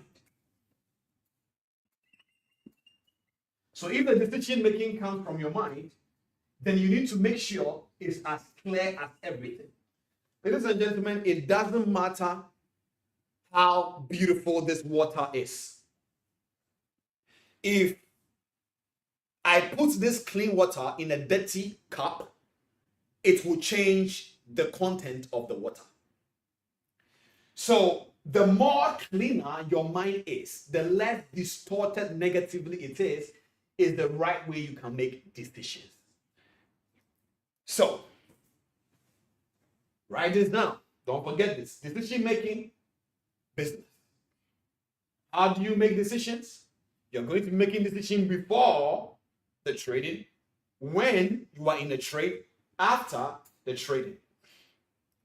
Whether you took the trade with an iPhone computer, whether you held it or your eye saw it, or you walked into your trading room, all that decisions that you made, they only came through these mediums by your mind.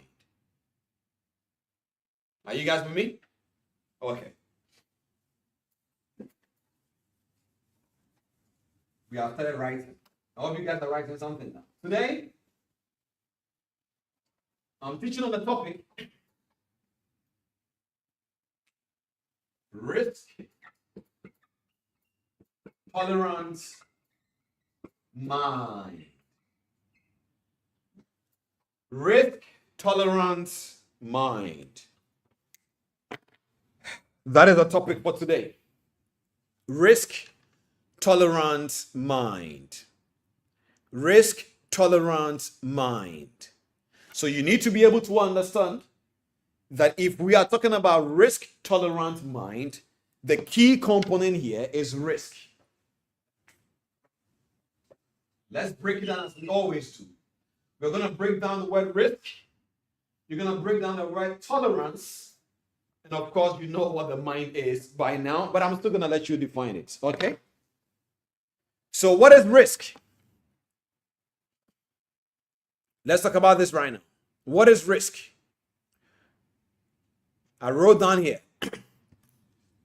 Let me calm down a little bit.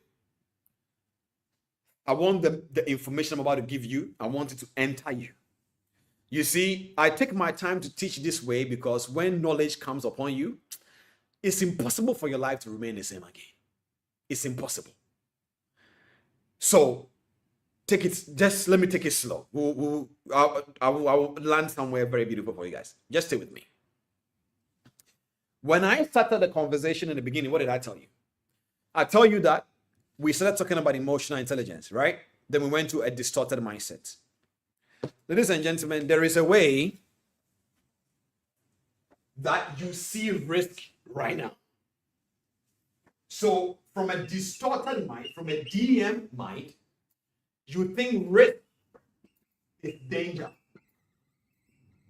You think risk is mistake. Okay? You think risk simply means stupid. So now when you tell somebody I'm doing trading, they will say, hey, this trading thing. Danger, mistake, stupid. So there is a way your distorted mindset is defining risk. And so the first thing I want to do in this topic is let's redefine risk. Let's redefine risk. When you hear risk, you know one of the things I want to even add to it. When people hear risk, they say gambling.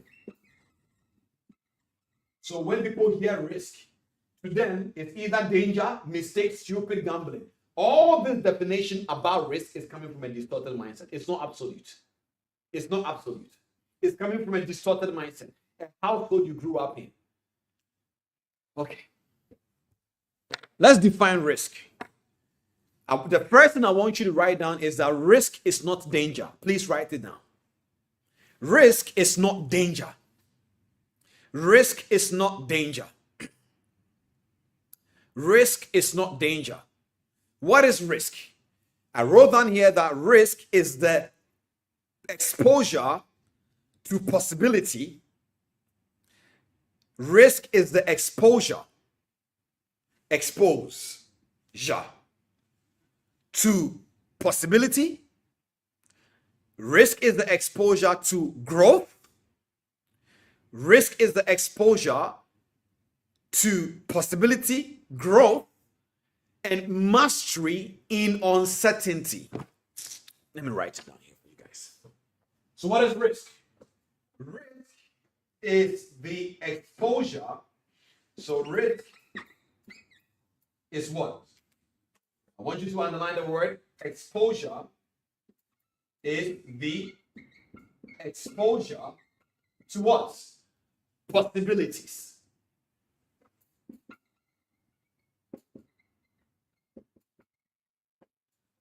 And then, at the end of the day, the goal is to become master in uncertainty. Let me explain that.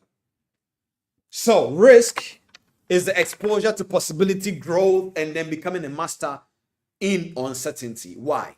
Because you need to understand that we live in a world whereby nothing is certain. Nothing is. Nothing is. We all have hope, faith, and calculated. The Bible says that walk circumspectly as wise, not as a fool. So you need to be able to understand that in Ecclesiastes chapter 11, verse 1, the Bible says in GNT version, invest your money in foreign trade, and one of these days you shall make a profit. He says, invest in many places even, because you don't know where your bad luck will come from. GNT version. Very powerful. The Bible is a very powerful book. It says that invest your money in foreign trade, and one of these days, not every day, not every day. So what happens to the days you are not being profitable? Are you with me? So you need to be able to understand this context, that every day when you wake up, you are being exposed to risk. Going down the street, eating a meal, getting in the car, flying in an airplane, all right? Riding a bike. There is so many uncertainties. So risk is not danger, it's not bad, it's not gambling. Risk exists because your will exists, because you are meant to decide. Decision making is part of life. And because your will, because you have a choice as a human being, risk is available for being a tool. So I said risk is not danger. What am I doing to you by telling you this? I'm trying to let you understand, delete it from your mind. When you hear risk being dangerous, risk being a mistake, risk being gambling, delete it from your mind. Risk is a tool. Write it down, ladies and gentlemen. Risk is a tool. Risk is a tool that helps you to trade circumspectly as wise, not as a fool. It helps you to trade circumspectly as wise, not as a fool. It helps you to walk circumspectly as wise. It helps you to do business circumspectly as wise. It helps you to do many things as wise. Risk is a tool. Risk is a tool. Risk only comes into play when you are about to make a decision. Risk only comes into play when you have made a decision. Risk only comes into play after the decision. The outcome will tell. How did it go? Are you with me? The fact that you flew a plane from one location to the other and you landed does not mean it was not based on a risk. So when you go into an aviation school, what they do is that they train you by scenarios that things can go wrong. It doesn't mean that you are focusing on the fact that this must go wrong. No. So things can go wrong. It's a language that exists in reality, and therefore this tool must exist, called risk. Risk is a tool. Life is uncertain. That is why risk exists. Now that you guys understand this, what shapes, I wrote down here because I was thinking, I was like, what shapes risk when it comes to decision? Let's talk about that next. What shapes risk? Remember, we are still on what? Risk tolerance. Before I even let me give you a quick example here. So risk is what we have defined now. It is the exposure to what? Possibility, okay, and growth, okay, and then you becoming a master of uncertainty. That means you understand that we live in a world that anything can happen. What is tolerance? Tolerance, in one word, to me, simply means endurance. The ability for you to endure process. The ability for you to endure the decision you made and the consequences. That is tolerance. And so a lot of people doesn't want to tolerate things, and so they will rather not deal with it at all. But that is not how you face risk. So if you are going to risk or learn how to be a good risk taker, You need to be able to know how to tolerate. And the way to tolerate a risk must be within the mindset. You understand? So risk tolerant mindset is any mindset that is able to endure a decision that was made with uncertainty. Now, I wrote down something here very powerful, and I want you guys to listen to me very well. I said decision-making components. Decision-making components. Decision-making components. Decision-making components. Decision-making components. Every single time that somebody is making a decision, it goes through a 4 basis of components. So I wrote down something here. I was trying to basically look for a very good example to make sure you guys understand this very well. But I wrote down something here that I want you to look at me from this angle. When it comes to the 4 components of decisions, number 1 is perception. Please write it down. Number 1 is perception. Number 1 is perception.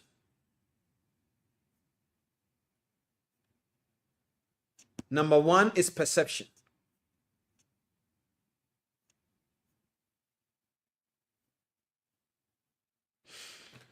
I was like, how would I be able to explain this concept for people to understand? Imagine decision making like it's jollof. Okay? So when you are cooking jollof, you have rice, you have oil, you have beans. No, that is Nigerian jollof. It's Nigerian jollof. You guys add beans, yeah? Okay. You add beans to Nigerian jollof? Okay. Okay, cool. So when you are making a meal, you have ingredients, you have your seasoning, you have the recipe, you have all of these things, correct? So it all comes down to an angle of how you can combine the things together to make the right jollof. Okay? So if you pick up the rice and you eat the rice raw and you drink the oil, and you add water in it in your stomach, and then you sprinkle salt in your mouth, you have not made jollof. You are just eating raw rice. You are just eating just salt. You have not actually cooked jollof. No, in fact, you have cooked nothing. You are just only cooking death in a pot. Anyways, so you need to be able to understand that there is a systematic recipe that needs to come together for a period of time for something to happen. So I want you to look at this from this angle. Perception. Let's call perceptions as raw ingredients, okay? The tomatoes, the oil, the rice, and all of that. It's perception. So if you pick up right now, let's say you are trying to make your favorite food, and let's say if you pick up a rotten tomatoes, it's a tomato, but it's rotten. So it is a raw ingredient, and it will never make the food come out well.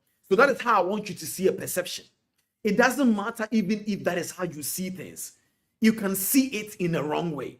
So imagine perceptions as raw ingredients. Okay? The tomatoes, the rice, the oil, and all of that. They are ingredients. So perception is the first component. So remember, what are we cooking now? We are cooking decision making, right? So are you guys with me? Stay with me. We are cooking decision. So somebody will ask, Cliff, I don't know where I can decide. Today, I'm going to show you how to decide, because decision making is very, very, very, very important. You have heard me saying this before, that if you hear the word side, it means to kill. So pesticide means to kill a pest. Insecticide means to kill an insect. Homicide means somebody unfortunately murders somebody. Okay? Decide. When you pick up the word decide, you pick up the side, it means to kill. To kill what? Anything that is going to stop you from doing what you said you're going to do. So when you decide to be a trader, it means anything that will stop you from becoming a trader, including your childhood trauma, must die. Are you guys with me? If you decide, because the word side means to kill. So decide simply means that anything that will stop you from becoming, let's say, a good Christian must die. Anything that will stop you from becoming a good engineer must die. Decision. So what are we doing? Stay with me. We are cooking decision. So the recipe is not there yet. We are talking about the raw ingredients. What is raw ingredients? The tomatoes, the oil. It is called perception. So the raw ingredients is called perception. So components of decision making. The first one is called perception. So perception is the raw ingredients. It is what makes you to be able to know how to be able to structure things. Are you guys with me? The second thing that I want to talk about is the seasoning. Is the seasoning.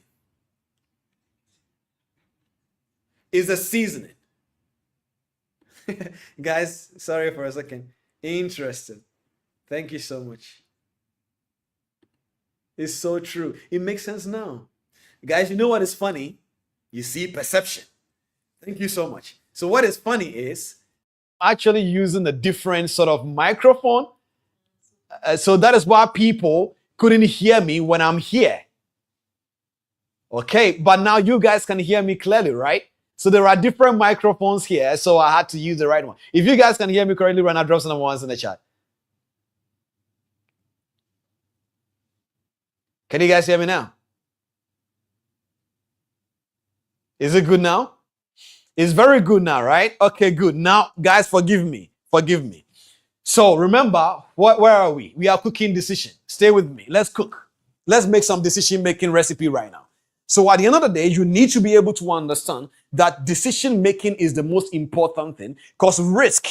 Why am I showing you how to cook decision? Because the risk comes from decision-making. If you don't decide to do something, there is no risk involved. If you don't decide to become a trader, what is the risk in that? You lay down on your bed, you watch your K-dramas, and then you are good to go.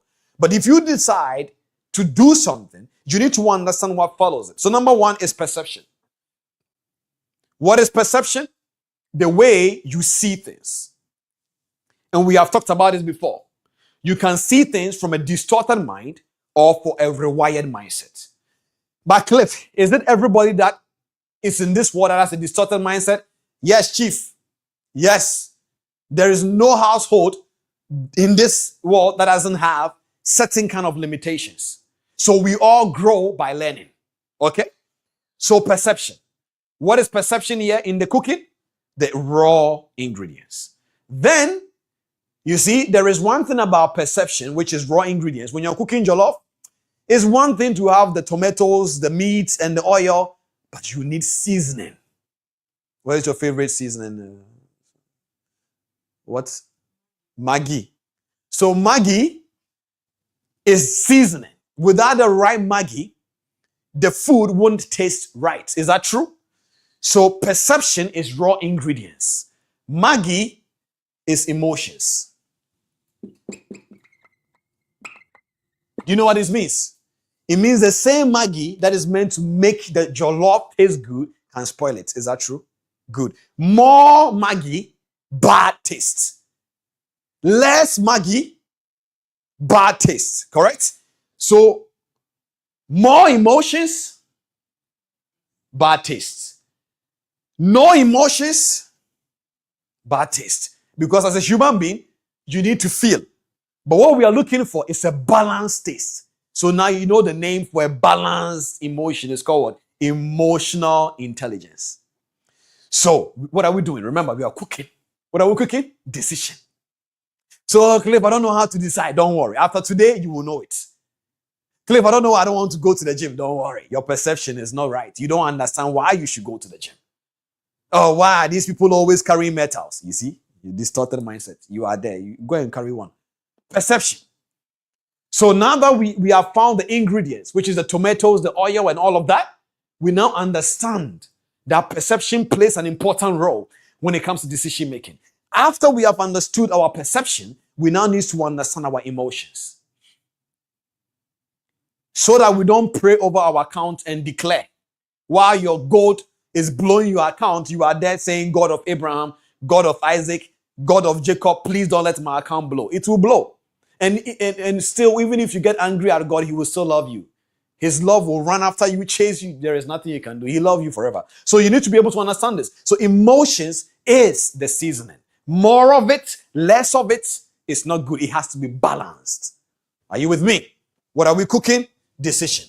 So now that we have been able to understand that we have what we call perception in the component of decision making, emotion, the next one I wrote down here is logic or intellect.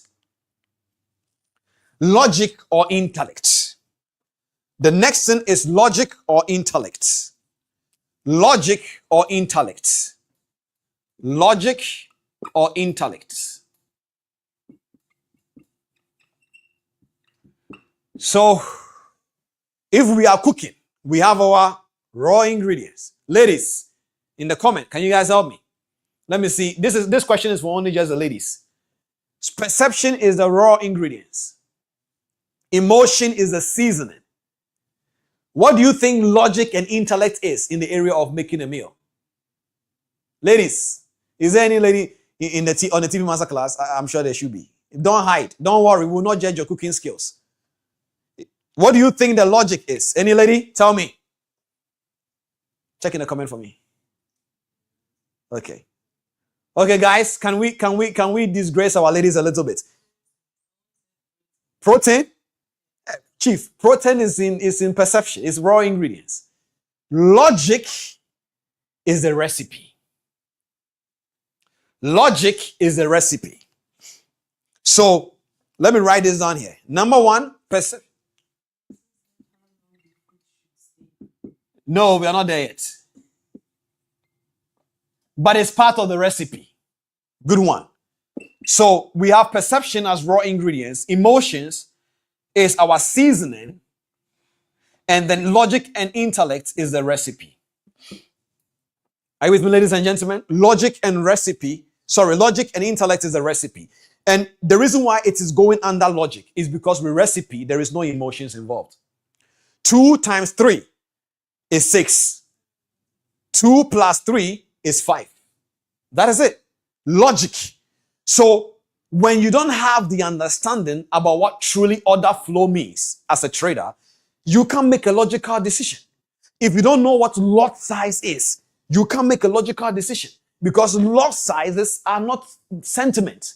They are logical decision-making pattern. So you can perceive that I think gold will buy. And you're not wrong. Your perception may be good based on what you have seen. But then there is an emotions involved. Do I take the trade? Do I not take the trade? But then there is a logical factor part of decision making. It must be true. It must be practical. It must be real. So if Cliff is saying there is a broker called market maker, is that logic? Yes. The NFP reports that came out, is that logic? Yes. 1.00 as a lot size means that if you hit 100 pip lot size of 100 pip stop loss with 1.00, you will lose 1,000 give and take with either you are using a spread or account or whatever. It's logic. Recipe. Then the last one, when you are making a decision, is what we call the whale, the cooking action, turning on the fire. High heat, low heat, you are in trouble. Especially jollof is I'm using jollof because I've tried it. I think I tried jollof 5 times. I failed all the 5 times, but they all got better eventually in not the same level. If you guys will be honest with me and you have tried making jollof before, just don't make it look like I'm the only one. So it's like there is no point to say I have gotten better in jollof. It's like you gotta be logic. So even if your first time was bad and your second time was not bad, it doesn't necessarily mean that the second one is good. It's just love for you. Then you need to understand that the cooking action that you're going to take now is very important. The way you turn on the fire, how you decrease the fire, they all make sense. So I wanted to spend time for you to understand that every time that you see that somebody has made a decision, this was how they made it. The fourth one is will. The fourth one is will. Let me write it here. The fourth one is will. Okay? Will. W-I-L-L. Will. So every time that somebody say, man, I have decided to be a trader, it means that the person's perception, which is the raw ingredients, was part of it. The person's emotions, whether they are tired of being broke and they are tired of their life, whatever it may be, emotions was part of it. Then their logic. Probably they saw somebody saying they were able to use $100 and made 1,000. It became their logic. It became their recipe. So even when you are telling them trading takes time, they say, no, Cliff, is not true. Leave this guy alone. He's saying nonsense. I know somebody who started trading 6 months ago. That's your logic, your intellect. Then we have your will. You took a step. You registered for that masterclass. You did that trading. Either you made money or you lost. This is how you made a decision. Perception, emotions, logic, will. If you guys understand this now, drop some number ones in the chat. Are you guys with me? We are now about to talk about how to get a risk-tolerant mindset. There is a reason why I'm teaching you this. Ladies and gentlemen, every single thing that I've been talking about this evening, it was to build a foundation on how to be able to take a risk. Listen to this. The goal of everything I was teaching you. How do you take a risk? You take a risk by deciding. When you decide, what do you need to do? You need to tolerate your decision. The only way to tolerate your decision well is to make sure that it's coming from the lenses of the right mind. So risk only exists because you are about to decide. And if you make a decision, you must endure. You must tolerate the decision you made. And the only way to tolerate the decision you made in the right way is by the way you made it from your mind.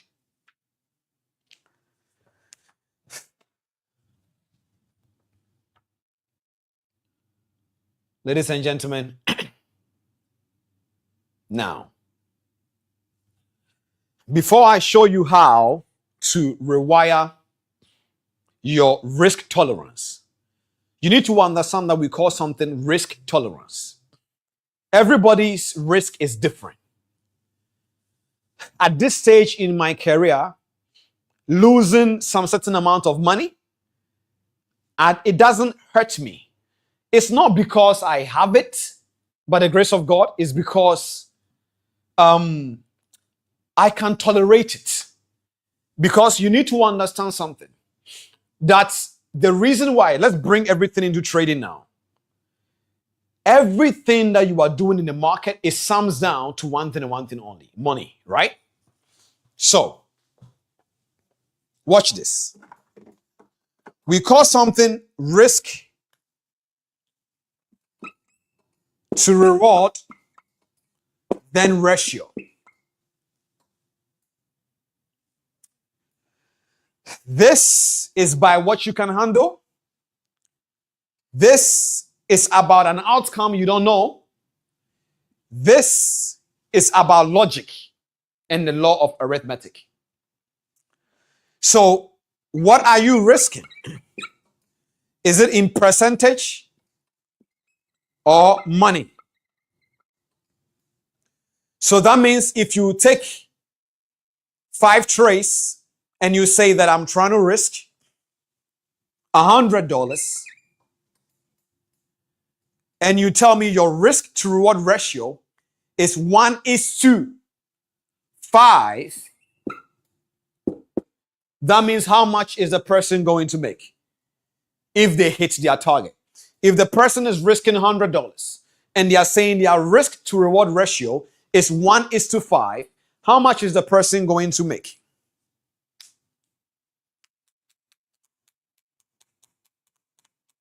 Let's see if we have some quote unquote mathematician traders in here. So the person is saying he or she is risking $100. His risk reward ratio is 1:5. How is the person going to make? How much? $500, correct? So this $500 a person is going to make is only possible because they decided to put in this. This $500 is not possible because they desired to make this. This $500 is possible because they decided to put in this. Are you with me? So decision making is what birthed out the reward, not the desire for the reward. So there are some of you guys listening to me right now. you can't make $100,000 in a day yet. Why? Is it because I'm saying you are poor? No.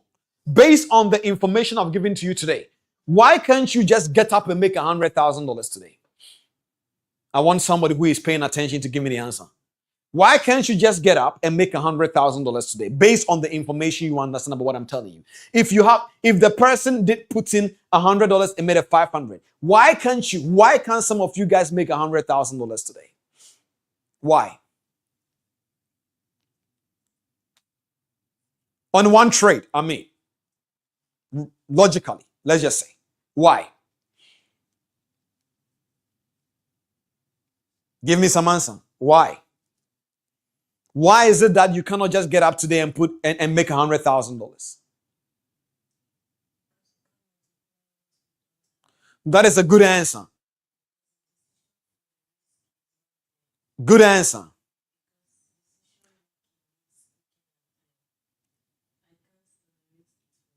Thank you very much. I like that answer. Very humble and honest answer, because the person can't tolerate the risk of what it takes to make 100,000. Because trading is a business, it's a numbers game. So what that simply means is that according to the law of arithmetic, you need to put in something to deserve the outcome. So if you cannot put in 10K and you are trying to make $100,000 in a day, logically it doesn't make sense. But you see, putting in 10K simply means you must be ready to lose the 10K in order to make it. This is the issue. The problem is not that you can't make 100,000, but the problem is you are not ready to lose 10,000. The problem is you are not ready to lose $100. So today, for you guys all to know, most times I am vulnerable to you guys for a reason. Right now in the comment section, be very honest. Right now, where you are sitting right now, how much if you lose today in a single trade, you will still smile? How much? Drop it in the comment box. Don't drop in $100 because you think somebody knows you on the call. Don't worry, we are doing proper rewiring. Okay? So how much do you think right now, if you lose right now in the financial market, you are okay with it? How much? $50. Going once? $10. Give me more. Guys, tell me, let us shake off the risk fear of, oh, I'm afraid. Tell us what amount you can be able to. How much? $50. We have 10. $500. $10.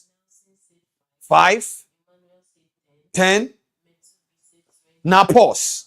You see, all the numbers you guys are seeing, it is not numbers that make 100,000.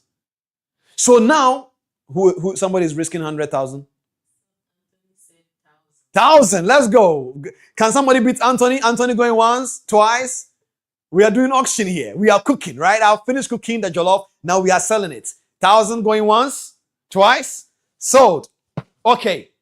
So you need to be able to understand, guys, that this is how. So what am I teaching you? In order for you to be able to understand your risk tolerance, the first level is awareness. Awareness. Write it down. Write it down. You want to rewire your risk tolerance mindset? The first thing is awareness. See, when it comes to dealing with situations you don't like here, no emotions. Because when the market is blowing your account, no emotions. It doesn't care. Awareness. Are you aware of how much you can tolerate? How much? Because remember, there is a law in the financial market that says, do not deposit any amount of money you are not willing to lose. That statement is not just sexy. It's true. Any amount of money you cannot lose, you cannot trade it. Quote me on this one. They should quote me. Any amount of money you cannot lose, you cannot trade it. This one is by the Spirit. Don't let it slide. Let it rewire your mindset. Any amount of money you cannot lose, you cannot trade it. Are you guys with me? So do not deposit any amount in the market that you are not willing to lose. Awareness. What are we doing? We have come to the realization that the way we grew up, there is a way we see risk. Danger, bad, gambling, no problem. Let's leave that in a distorted season. Now we are rewiring our mind. We have come to realize that risk is not danger. Risk is an exposure. You being exposed to something you are not sure of is risk. But it's okay, because that exposure to possibilities and growth, you can become a master in uncertainty, meaning you walk circumspectly as wise. So, if not everybody has the right mindset towards risk, how do you rewire it? For trading, awareness.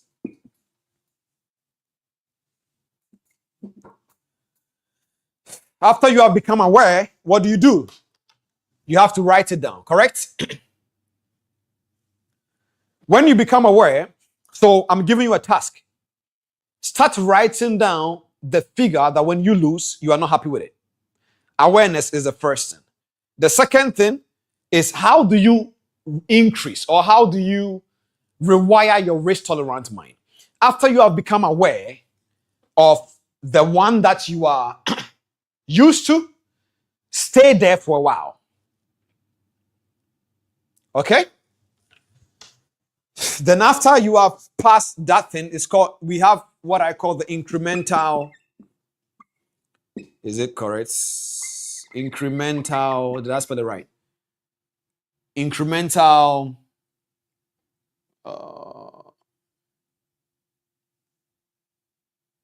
add up. Let me see.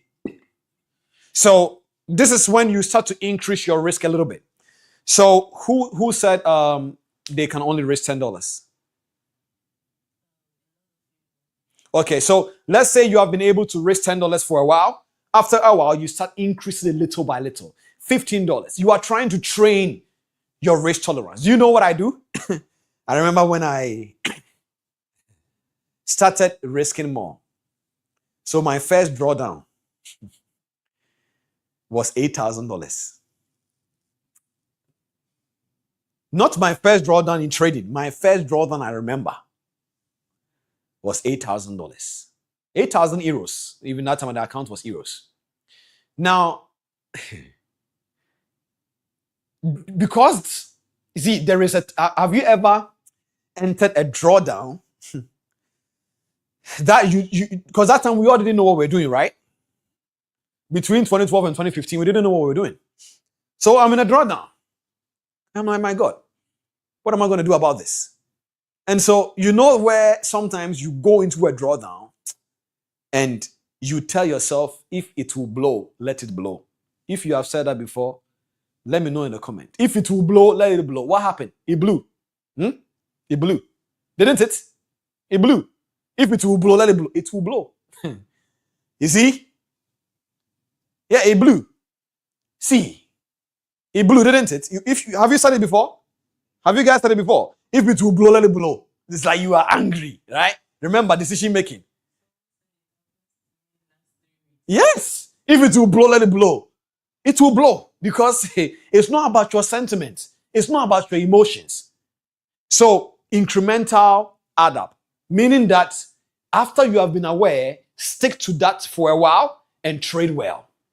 Then after you are knowing that you are comfortable with that amount for a while, start adding a little bit of the increase, okay? Maybe $15, maybe $20. And remember, things can change. But then keep on taking the time. So I want to quickly just make sure we wrap up. So number 2, incremental add up. Number 3, so number 1 is awareness. Cliff, how do I become aware? Write it down. Journal your emotions. Right now, you guys have an emotional tracker. Okay? Number 3, visualization. So one of the ways I train myself to be comfortable with risk, believe me, the way I started training myself, I started losing the money before I lose it. So I will sit down like this and I will lose a thought. This is not negative mindset. This is reality, because you can lose it. So that is why I was telling you that when you go to the aviation school, the people teaching the pilot how to deal with crash does not mean they are preparing them for crash. Well, that is what they're doing, but they're trying to let them know how to survive crashing. So for me, I lose $1,000 in my heart before he gets there. That 10,000, we lose it in our mind. We lose it in our heart. So there is nothing the market can do to me. Bring it on. You want to take my 10K? No issues, take it. But if you don't take it, oh, I'm making the 50K. Come on now. This is how I want you to charge yourself up. That's okay. All I have is $5. If I lose it, I lose it. Oh, but what if you lose it? There is an antidote I have for you guys. Let's practice this right now. Oh, Nelson, what if you lose this $5?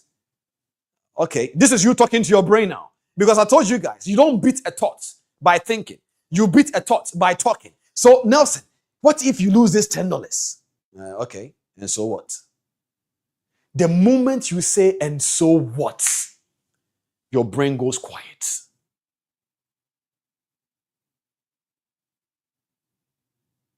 I didn't get stuck. I wanted you to meditate on that.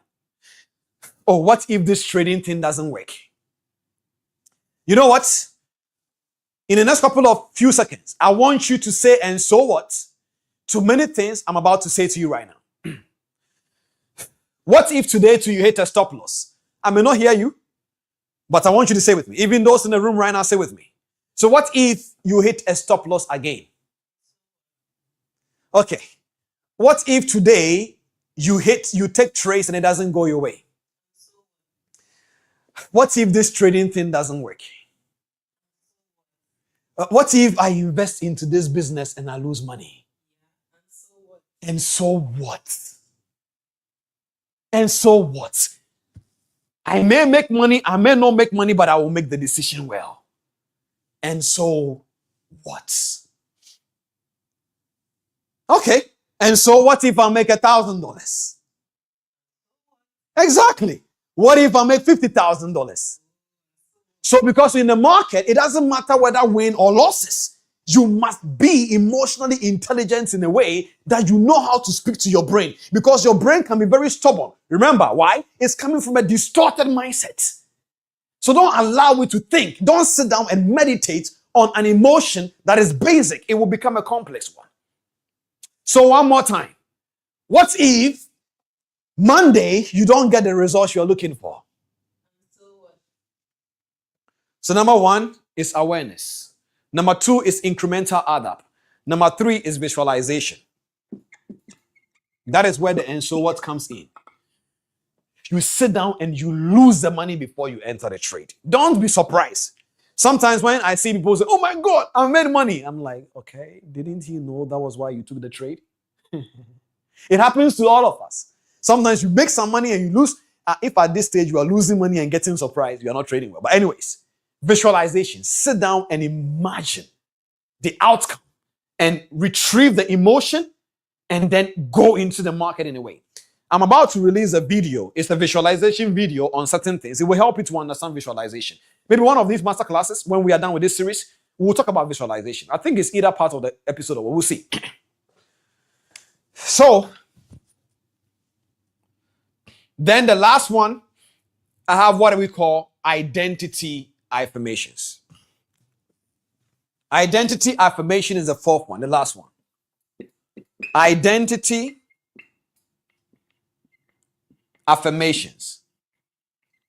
Right now, for me to be a proud TP family leader, I want everyone to drop a sentence of what you believe about yourself in the next couple of few seconds. What do you believe about yourself right now? Not what your reality is saying. What is the objective and the spiritual reality you believe about yourself? Because identity affirmation or declaration is very important. Because if you want to become a $100,000 earner, it has to come from a mindset that is a 7-figure, 6-figure earner. 100,000 doesn't come from a mindset that is afraid to lose $5. I'm sorry, Chief, it doesn't work like that. Are you with me? So what do you believe about yourself? It is not for me, it's for you. Even when you put it in there, take a screenshot from the comment. Save that screenshot. Put it on your phone. Are you great? You are great. I am becoming. Declare these things to yourself Because at the end of the day, in order for you to rewire your risk tolerant mindset, you need to connect it to identity affirmation that is connected to financial thermostat, because it's a law. And remember, in laws, whether you believe it or not, it doesn't care about your sentiment. So what did I say? The financial thermostat says you cannot make an income that your brain cannot comprehend. So anything that you cannot handle, you cannot keep. And anything that you cannot keep, you cannot make. Are you with me? So you need to be able to understand that, number one, this risk tolerant mind is the simple steps, but yet very effective if you understand this. So from Monday to Friday, you are checking your life. I thought $10 was my risk tolerance, but even I can handle $10. So you see, if $10 is your risk tolerance mindset right now, that means you need to break down the $10 into 1 week and lose it across the week. If you lose this 3 times in a week, it's $30, chief. That's $30. You are in trouble. So you don't write down $10 and say, every time I go into the market, I will lose 10. No. $10 is your risk tolerance now. Break it down and trade and practice with this and start increasing it. That is why in prop firms, mostly, you will see what we call the P&L factors. Okay? We have what we call the overall maximum loss and daily. So they break it down and make one overall and make one daily. It's about understanding your risk tolerance.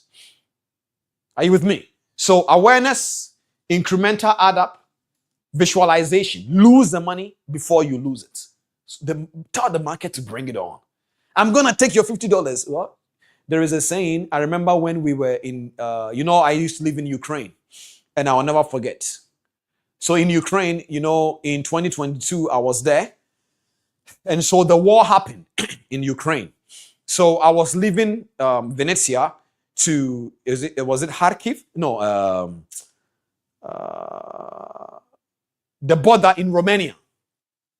So the border in Romania, we stayed there for, I think, 24 hours. And during the 24 hours, mind you, Ukraine is a very cold place.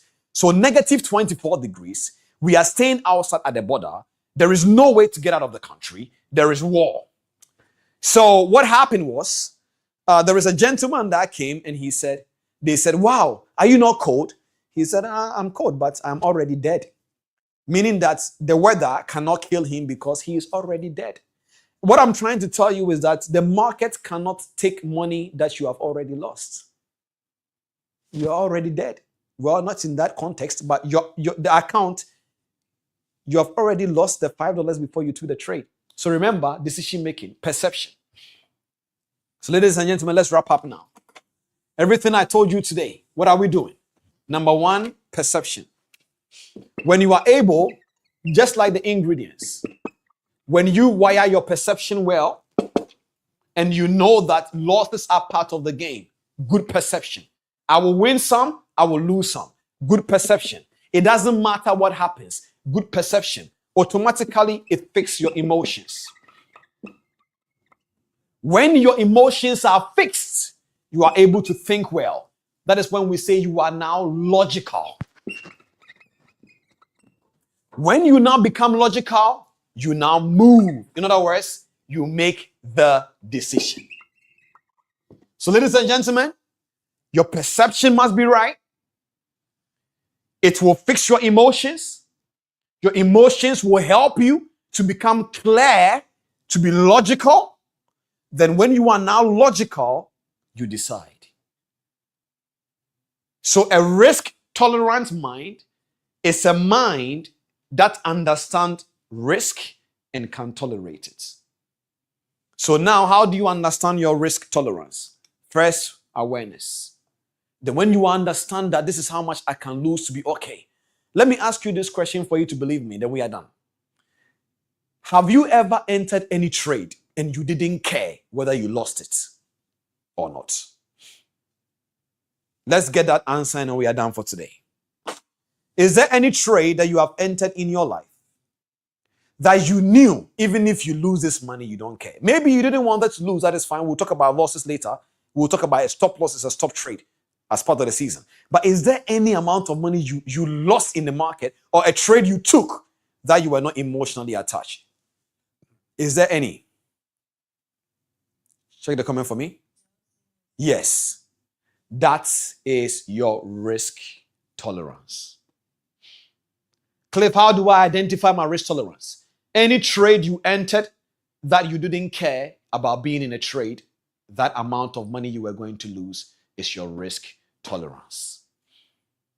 So until you understand it, now we start to increase it little by little. Don't rush. Don't jump.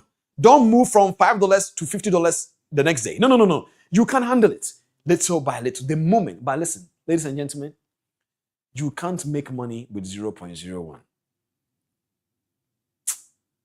Sometimes it's we don't normally say these things, but it's not true. 0.01 is there, but it won't make you rich.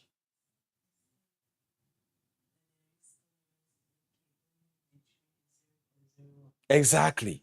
But 0.01 cannot make you money. And that is the painful part. So that is why sometimes, even when you are making money, you are not fulfilled.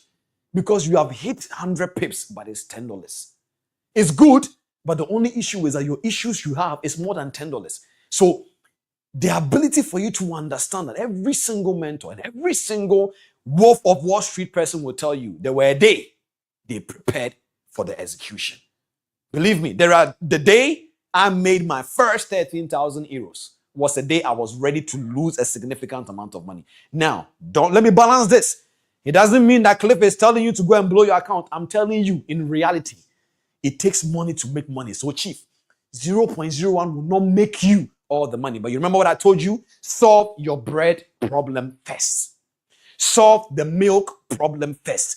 Don't try to use the $100 to buy the Jeep. It doesn't work like that. So, let us deal with your risk tolerance first. Then there is a day coming. We will talk about then what is the realities of how to build a portfolio. We'll talk about that. But as far as 0.01 is concerned, it doesn't change life, but it shows you the possibility of how your life can be changed. All right, ladies and gentlemen, with that all being said, thank you so much for today's masterclass. If you learned something today, even if a little, drop some number ones in the chat comment for me. And don't forget, if you had any quotes, powerful quotes, tag me on Instagram as well. Okay?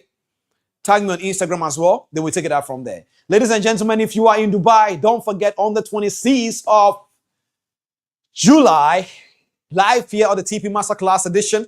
We're having it here in Dubai. And also, it will be streamed on YouTube. So if you can't make it, don't worry at all. We'll take it out from there. Okay, with that all being said, thank you so much. Thank you so much, ladies and gentlemen. God bless you. I'll see you guys next week. Remember, we are doing our Fix Your Mind, Fix Your Trading series. This is episode 3, the third root we are wiring. First root, emotional intelligence. Second root, distorted mindset. Third root, risk tolerant mind. Fourth root, I can't wait for you guys to learn. God bless you so much, and thank you all. Bye-bye.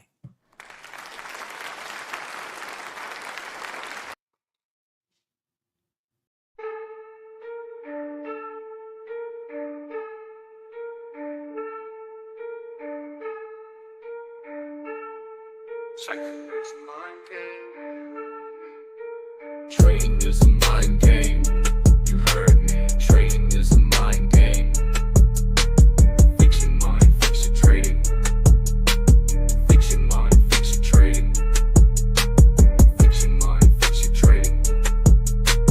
Fix your mind, fix your trading. Fix your mind, fix your trading. Fix your mind, fix your trading. Trading is a mind game.